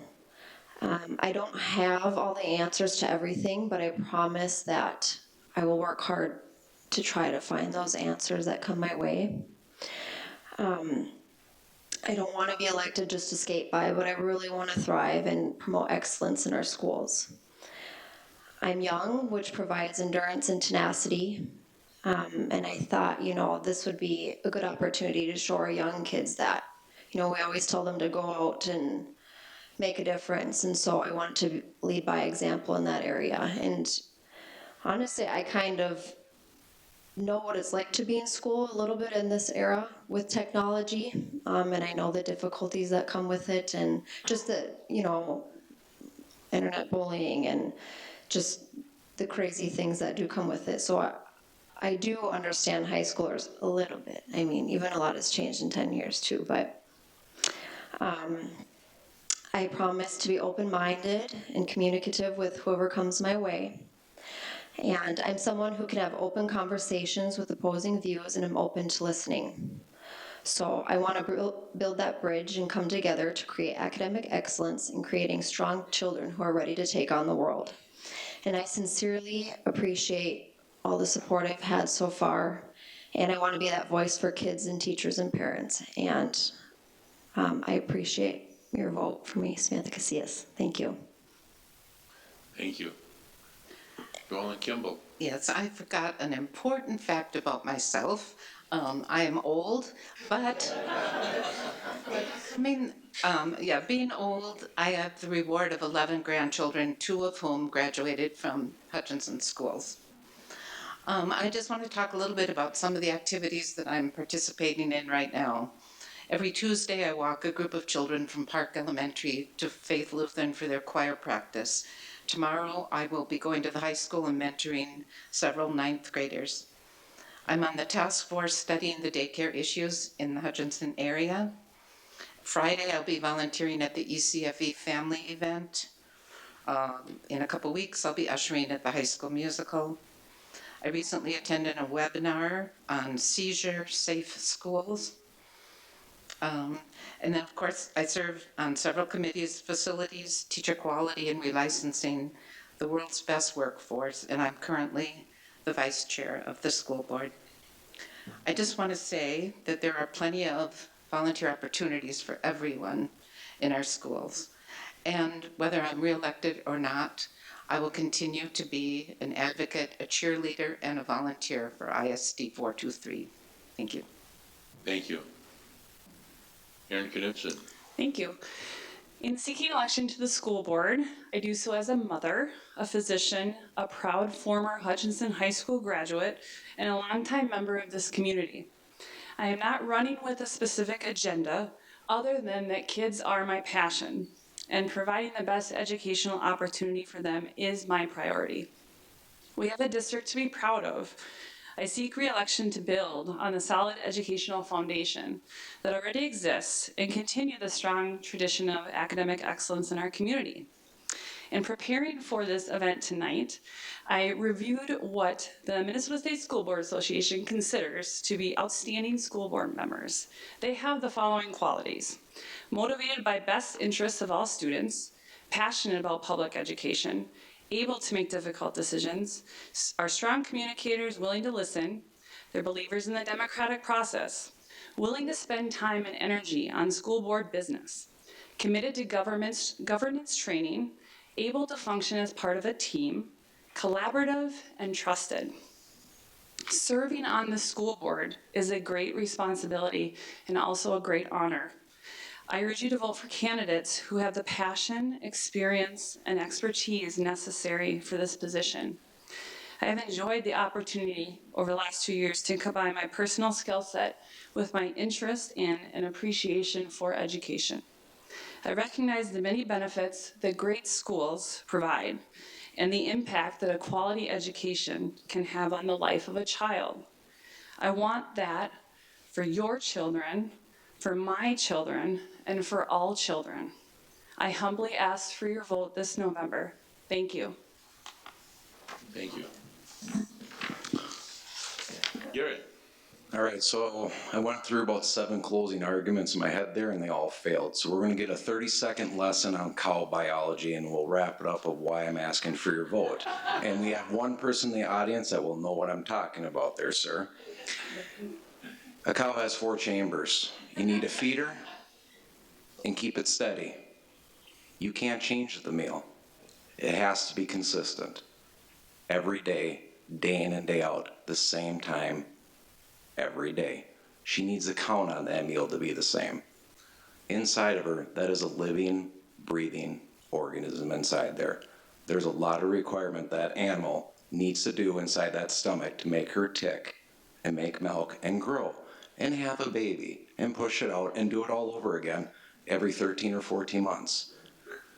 What I'm trying to bring to you guys or explain, I am about accountability because I have to be accountable to those animals.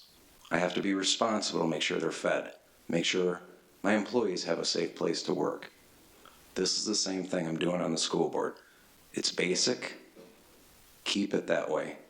Be accountable to what you're doing and hold each other accountable and support the staff that are here. Thank you.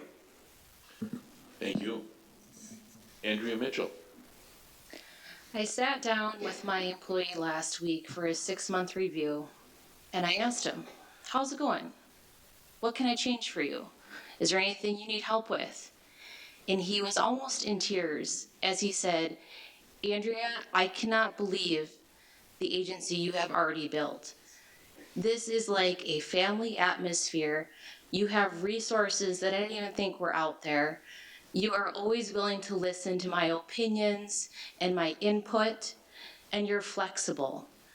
And you're always there for your kids, and yet you also make your job as an agency owner a high priority as well. And you're not absent because you're with your kids. I balance it. So that is something that I would like to bring to the school system, a family atmosphere. We all know it needs it. Morale is so low with the community, with the teachers. even between board members at some points. We need to get back to being a community and being proud of our area, proud of Hutchinson, and proud to represent what we have here. Andrea Mitchell. Thank you. And again, thank you all for being here tonight. Everybody remember to get out there and vote November 8th or before.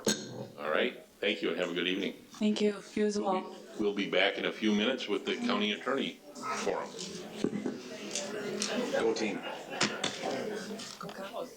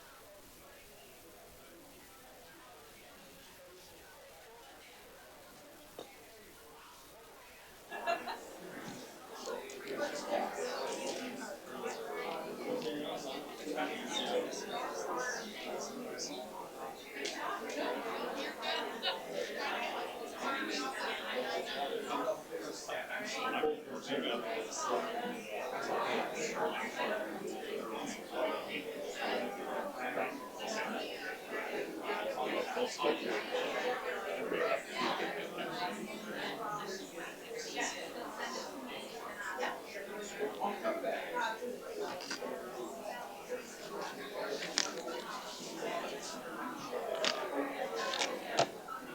you pass me a water glass, please?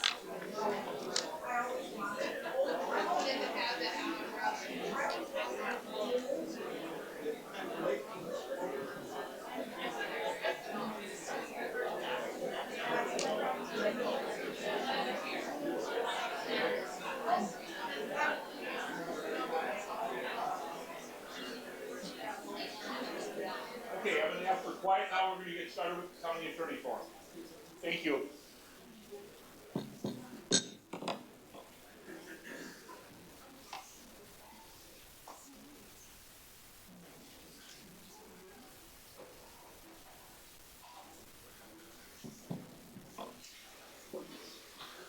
All right, welcome back, everyone. And we're going to get started with the McLeod County Attorney race. We have two candidates, Ryan Hanch and Amy Oslin. I forgot to ask you for the pronunciation. Weisler? No, the second try is correct. Amy Olson Wessler. Okay, thank you, Amy, and I apologize. That is okay. I'm like Shocker, I'm used to my last name getting murdered all the time, you know, and so, but I know how it is, so I apologize for mispronouncing your name. All right.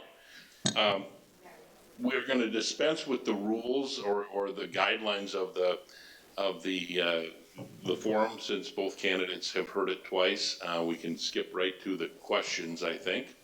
And so we'll start by having the candidates tell us a little bit about themselves and why they would like to serve as McLeod County Attorney. And we'll start with Ryan Hanch. Thank you. My name is Ryan Hench, and I'm running to be the next McLeod County Attorney. I was born and raised in McLeod County. My wife was born and raised in McLeod County, and we're raising our 3 young daughters here. My parents were raised in McLeod County, and my grandparents have made their home here since the 1950s. This is where our family history is, and it's where our family's future lies. Public service is important to me. I'm currently the Criminal Division Chief in the Blue Earth County Attorney's Office in Mankato, Minnesota. In my current role, I lead a team of prosecutors and support staff that are responsible for the prosecution of hundreds of criminal offenses that occur in Mankato and in Blue Earth County each year. Prior to my time in Blue Earth County, I also served as an assistant county attorney in the counties of Redwood County in Redwood Falls, Minnesota, and in Winona County in Winona, Minnesota. I've had an opportunity to handle the various types of cases and assignments that a county attorney is responsible for, not only the criminal prosecution, where I've spent the vast majority of my time, but also in the various civil and juvenile matters that a county attorney must handle on a day-to-day basis.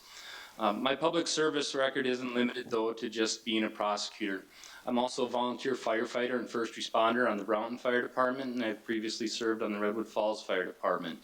I'm on the board of directors for the McLeod Emergency Food Shelf and the Brownton Baseball Association. Community involvement and community engagement is what matters most to me. My most important job, however, is dad.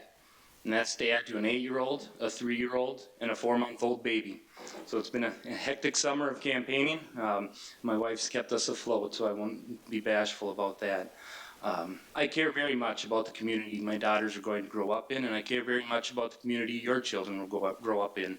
That public safety is my priority number 1. If you've looked at my website that's been up since May, you'll see my second priority is communication and collaboration, because that's how we get things done. A county attorney is a leader and needs to lead and engage others. Thank you. Thank you. Amy. My name is Amy Olson, and I have been an assistant McLeod County Attorney for 23 years. This means I have been working for 23 years in the office that I am now running to lead. Because of that inside experience and the positive long-term relationships I have developed in our local justice system and throughout our communities, I am absolutely confident that I am the most qualified, experienced, and trusted candidate to become the McLeod County Attorney. I am the only candidate for county attorney who has worked in our local court system in McLeod County. In fact, I have dedicated my entire legal career to public service in the McLeod County Attorney's Office. Not only do I live here, and not only is McLeod County my home, but I work here too. And this shows my true commitment to my home community. And this is what differentiates me from my opponent. My opponent has never practiced law in McLeod County. I also have almost double the years of legal experience than that of my opponent. Being born and raised in McLeod County, being third generation McLeod County, and growing up on a farm in McLeod County do not qualify you to become the McLeod County attorney. Being an assistant Blue Earth County attorney does not qualify you to become the McLeod County attorney. My opponent has been a prosecutor in Blue Earth County, Winona County, and Redwood County. If he becomes the McLeod County attorney, this will be his fourth job in 13 years and in the fourth county. I live and work in McLeod County, being dedicated to my home community, having worked for 23 years in the McLeod County Attorney's Office and having developed positive relationships system-wide is what truly qualifies a person to become the McLeod County Attorney, and that person is me. Thank you. Our first question will go to Amy. How would you characterize crime in McLeod County as compared to surrounding counties? And do those crimes require a different approach by the county attorney's office? Never have I been more grateful to live in McLeod County than during the events of the last 2.5 years. We have a great, safe community to live in. We do not have rising crime in McLeod County. Violent crime against strangers in McLeod County is incredibly rare. The cases that we have in McLeod County are almost all drug-related and mental health-related. The violent crime that we do have in McLeod County is domestic violence, child sexual abuse, and infant abuse. And those are the crimes that I have specialized in prosecuting over the years in McLeod County. We do have increasing mental health and drug dependency needs, and I am open to any alternative programming that we can find and locate that is evidence-based in terms of success. The county attorney does not have the authority to implement these initiatives on his or her own. They require funding from the county board, and they require investment and collaboration from all other system stakeholders. And I will welcome and promote those conversations to effectively improve our response to chemical dependency and mental health needs in our community, which I would say is the most significant need. Thank you. Thank you. If you could. Repeat? Sure. How would you characterize crime in McLeod County as compared to surrounding counties? And do those crimes require a different approach by the county attorney's office? Thank you. As opposed to surrounding counties in our immediate area, I'd say the crime and crime rate is on relatively level ground. But I think the most dangerous thing you could do is become lackadaisical because of that, or think that status quo is ever okay. The county attorney's office deals with our community's challenges. That's what comes in our door, not the easy stuff. That's not the job you sign up for. And you need to be forward-thinking and proactive and getting ready for what's coming next. If you're focusing on what's here or what's been here in the past, you're already falling behind. And that's what's most important. Crime rates locally, as far as statewide and national, are on the rise. Unfortunately, what we see in metro areas eventually creeps out to our area. We can see that with things like fentanyl and fentanyl-related overdoses. First, it was unheard of. First it was heroin, and well, that's not here. Well, then it was. Now it's fentanyl, and well, that's only the Twin Cities. Well, no, now it's Mankato. Now it's here. So you need to be forward-thinking. You need to be proactive. And crime affects people in very impactful ways. It's not just the violent crimes. If you talk to anyone who's ever had their home, their garage, their vehicle broken into, they lose a sense of security. And that sense of security can't be gained back, and the court system can't get it back. It's important to be proactive to prevent as much of that crime as possible, because for those affected, every case is a big case. Thank you. All right. And we're going to go back to Ryan with the next question. The position of county attorney has traditionally been a nonpartisan office, but like many other local, supposedly nonpartisan offices, there has been a shift toward political party endorsement these days. Do you believe the county attorney should be nonpartisan? Why or why not? I do, and it is a nonpartisan office, and it ought to be. As county attorney, your job is to be a minister of justice. As a minister of justice, you need to seek out that justice without fear, favor, or passion or prejudice. You don't sign up to represent one group over another or favor one group over another. That's simply not what the job is. As county attorney, I'll represent every individual and every resident in the county. You do so by not being beholden to any agenda besides seeking justice and doing what's right. You do that by taking the facts of a specific case and applying them to the law at hand. And that's on the criminal realm, on the juvenile realm. As far as being an advisor to the county board, that's another important role that a county attorney serves that not everyone always thinks of first. Everyone thinks of public safety and prosecution. But the county board is really that legislative body who sets agendas, engages in that political process, that policy making. And as a county attorney, you need to be a trusted legal advisor to that board. And that doesn't mean interjecting your personal opinion into the legal advice you're providing the board. It means providing the board with the sound legal reasoning and giving them the information that they need so that they can take an issue and make the right decision on it. As a county attorney, you shouldn't be getting out in front of them on those various issues, or you wouldn't be doing your role as advisor any justice. So thank you. Thank you. The county attorney must be nonpartisan. The county attorney must be neutral and unbiased.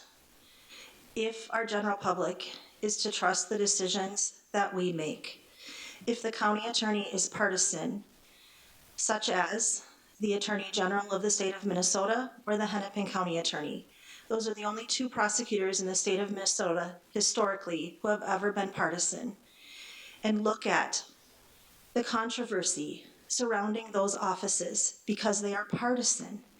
And if you are not the political party that those elected officials hold, then you view their decisions as partisan based. The county attorney must be unbiased. I agree with my opponent. We must prosecute without fear or favor. We must be honest. I am stunned by his response. My opponent is supported by a political party in McLeod County. County attorneys must be honest. We must be transparent. We must not withhold information. Thank you. Okay. Our next question. In a time when local governments have had to look at costs due to inflation and other issues, people are concerned about departmental spending at all levels. What experience do you have with large budgets, and how might you use any experience in order to prioritize the budget of the McLeod County Attorney's Office? Well, first let me tell you that the budget of the McLeod County Attorney's Office is small. We are less than 5% of the overall county budget. Compared to other county attorneys' offices statewide, we have a very low staff per our county population.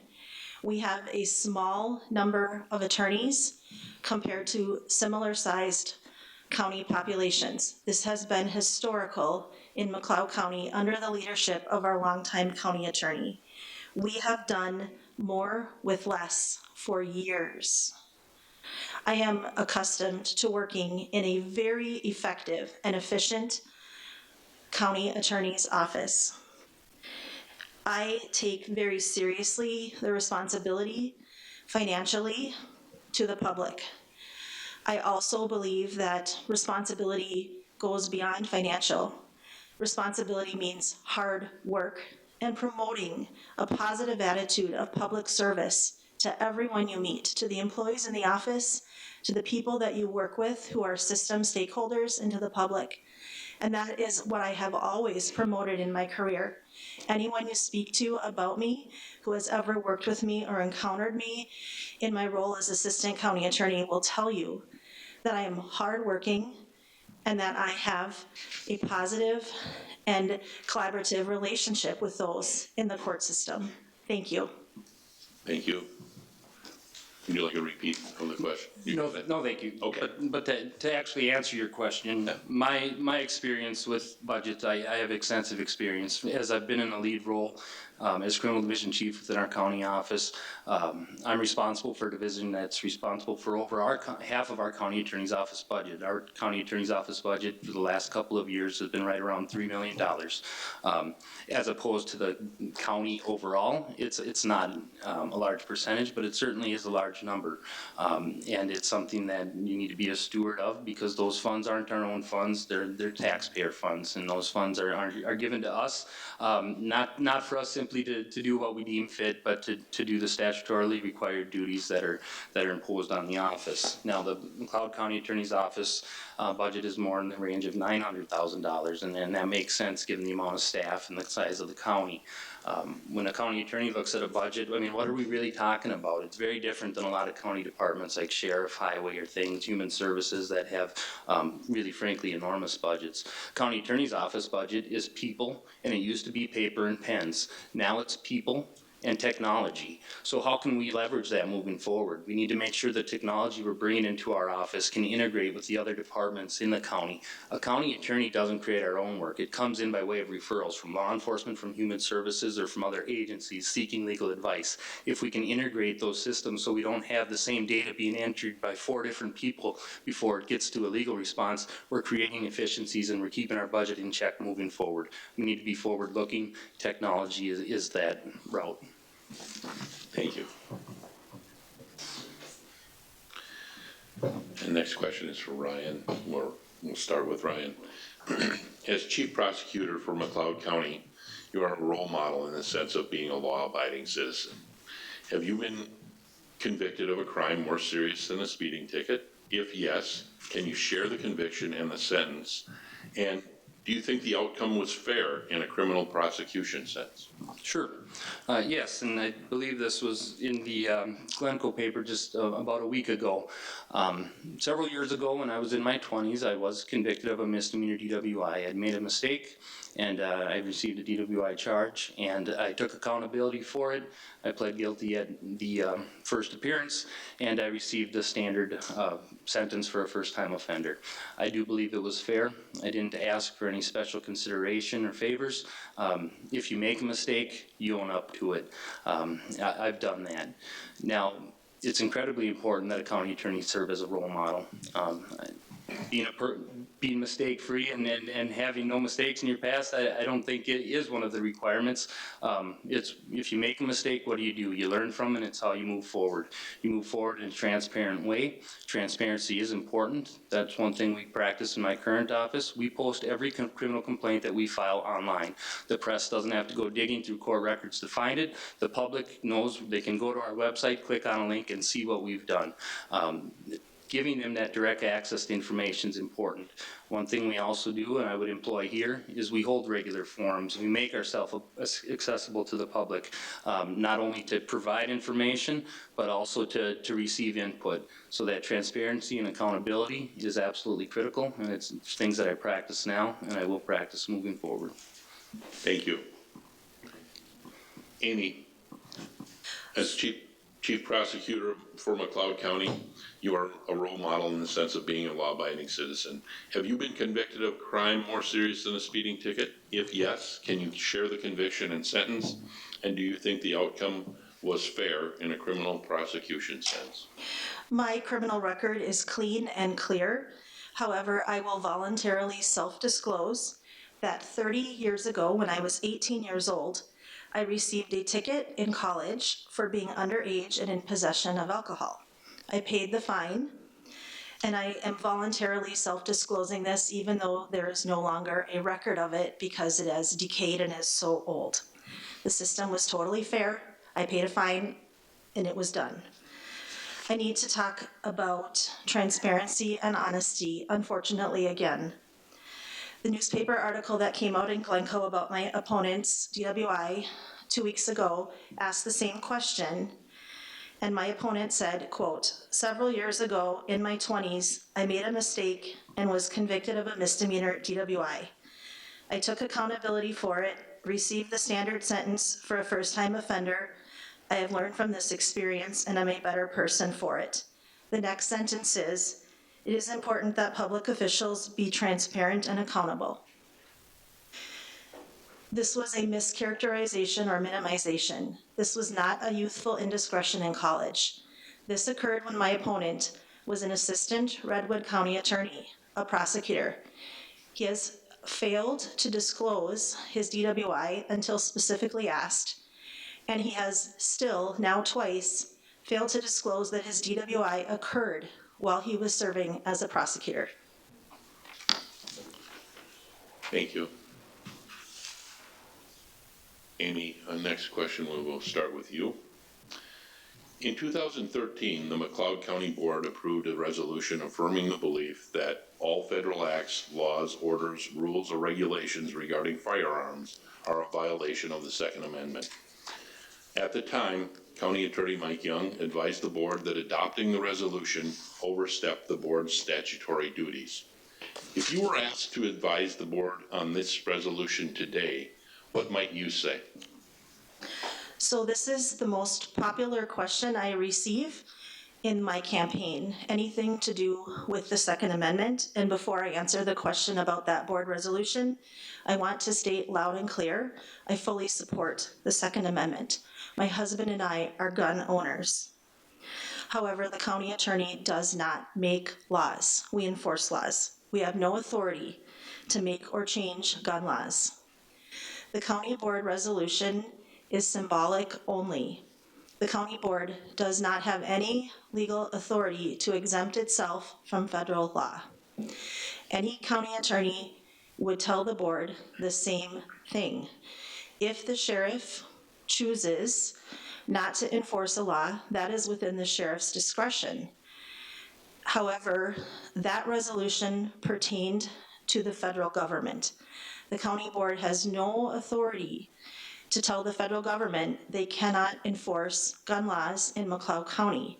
The county board can make the resolution, but it is symbolic only. And that's fine if they want to make a symbolic resolution, but it is not enforceable. Thank you. Thank you. Ryan, in 2013, the McLeod County Board approved a resolution affirming the belief that all federal acts, laws, orders, rules, or regulations regarding firearms are a violation of the Second Amendment.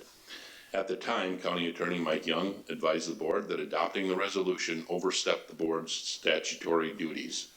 If you were asked to advise the board on this resolution today, what might you say? Thank you.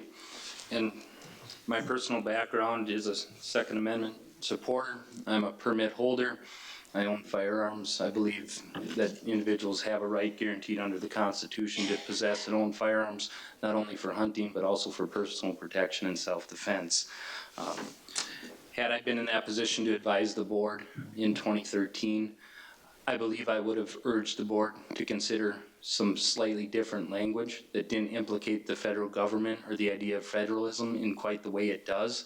But what I would have done is I wouldn't have interjected my own opinion or tried to deter them from doing a resolution altogether, because I think what they were doing was hearing the sentiment of the people they represent and trying to codify that here in the county, and really that's what a board does.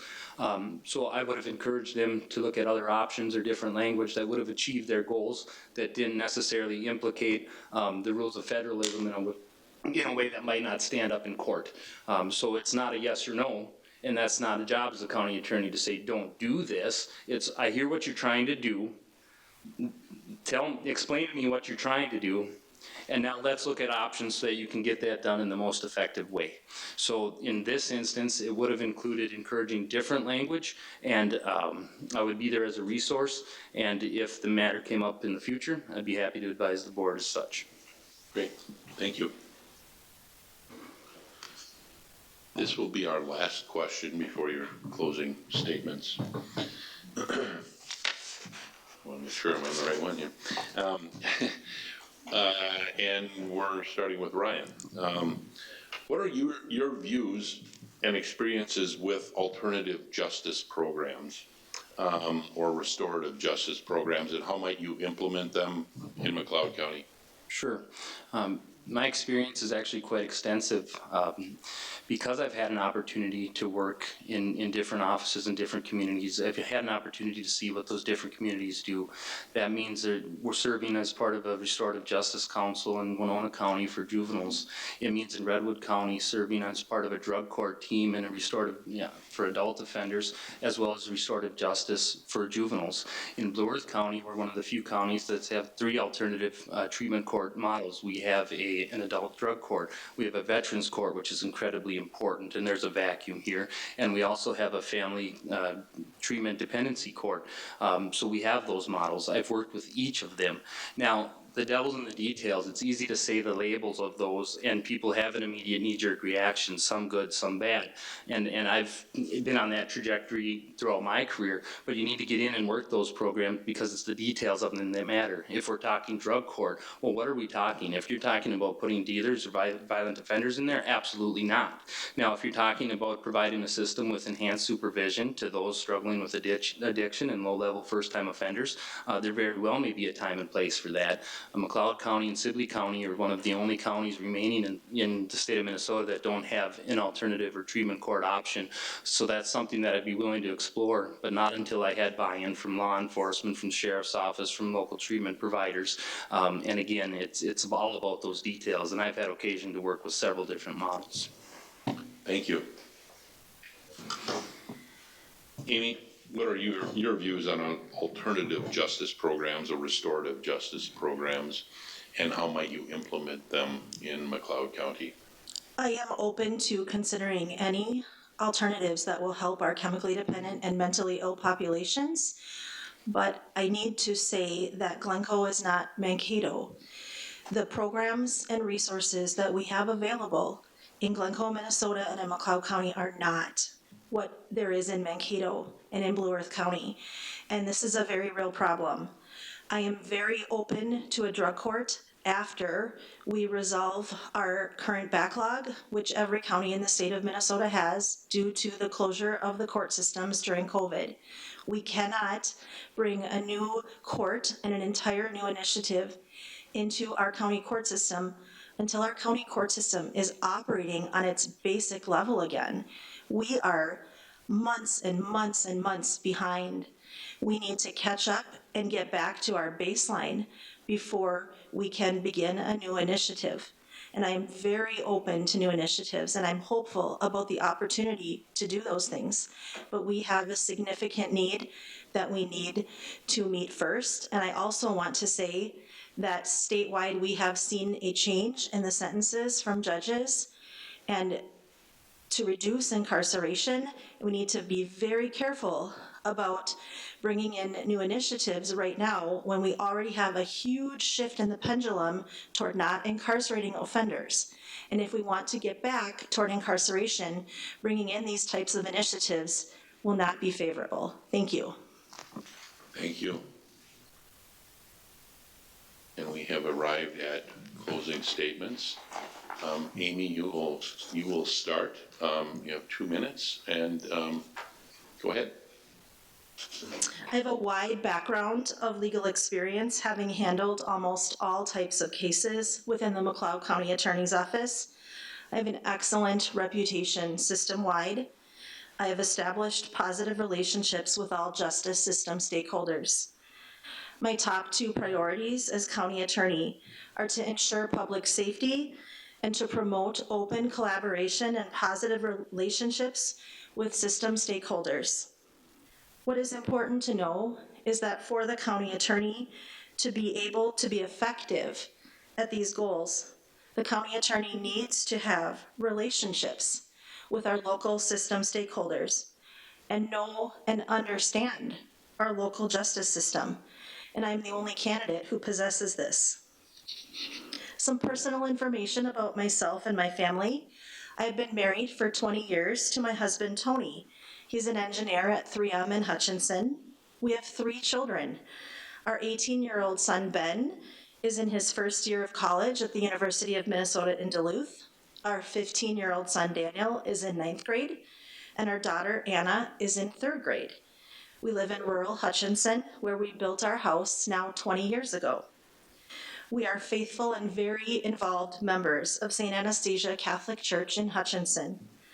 I previously served on the Parish Council and the St. Anastasia Catholic School Council. I am a long-standing lector and Eucharistic minister at our church. I am the best and clear choice to become the next McLeod County attorney. Not only is McLeod County my home, but it is also where I have dedicated my entire legal career to serving the residents of McLeod County. I am the most qualified, experienced, and trusted candidate to become the next McLeod County attorney. Thank you. Thank you. Brian. Thank you. This election represents for the first time in over 30 years an opportunity for change in leadership in the McLeod County Attorney's Office. It's not just about an ability to do the work yourself. It's about leading a team of staff and others and uplifting others and bringing groups together.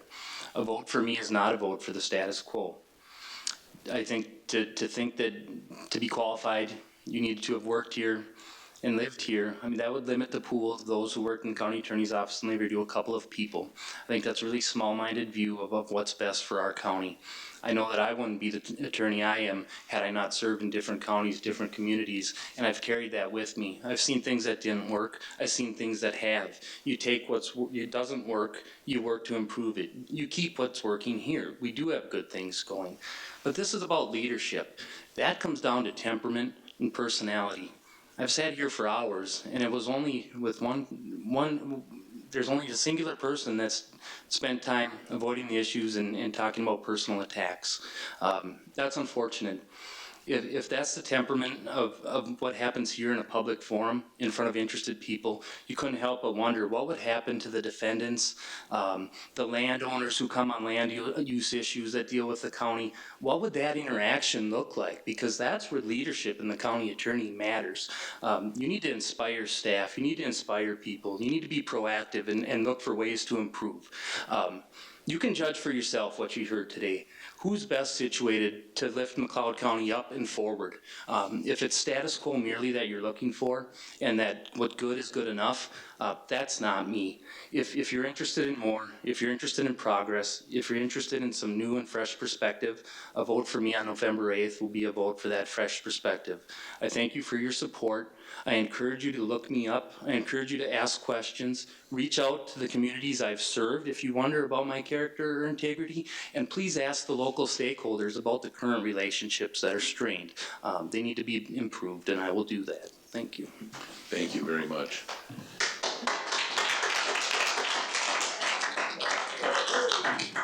I want to thank you both for your time. Can we please have quiet for just a moment?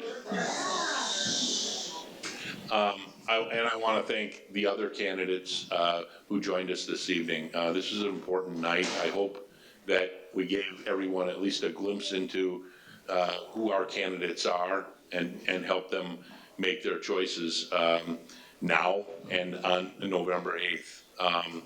I want to thank the city for giving us the space for tonight. I want to thank HCBN for televising this, making it available to a wider audience. I want to thank those of you who came here tonight.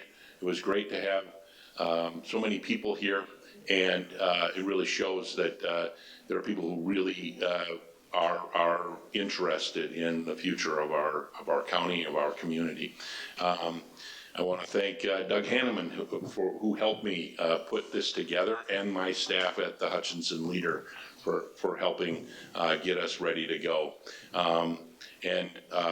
I'll just close by, do your best to learn as much as you can about all of the candidates who are on the ballot, and take those thoughts with you into the ballot booth now or on November 8th as you have the opportunity.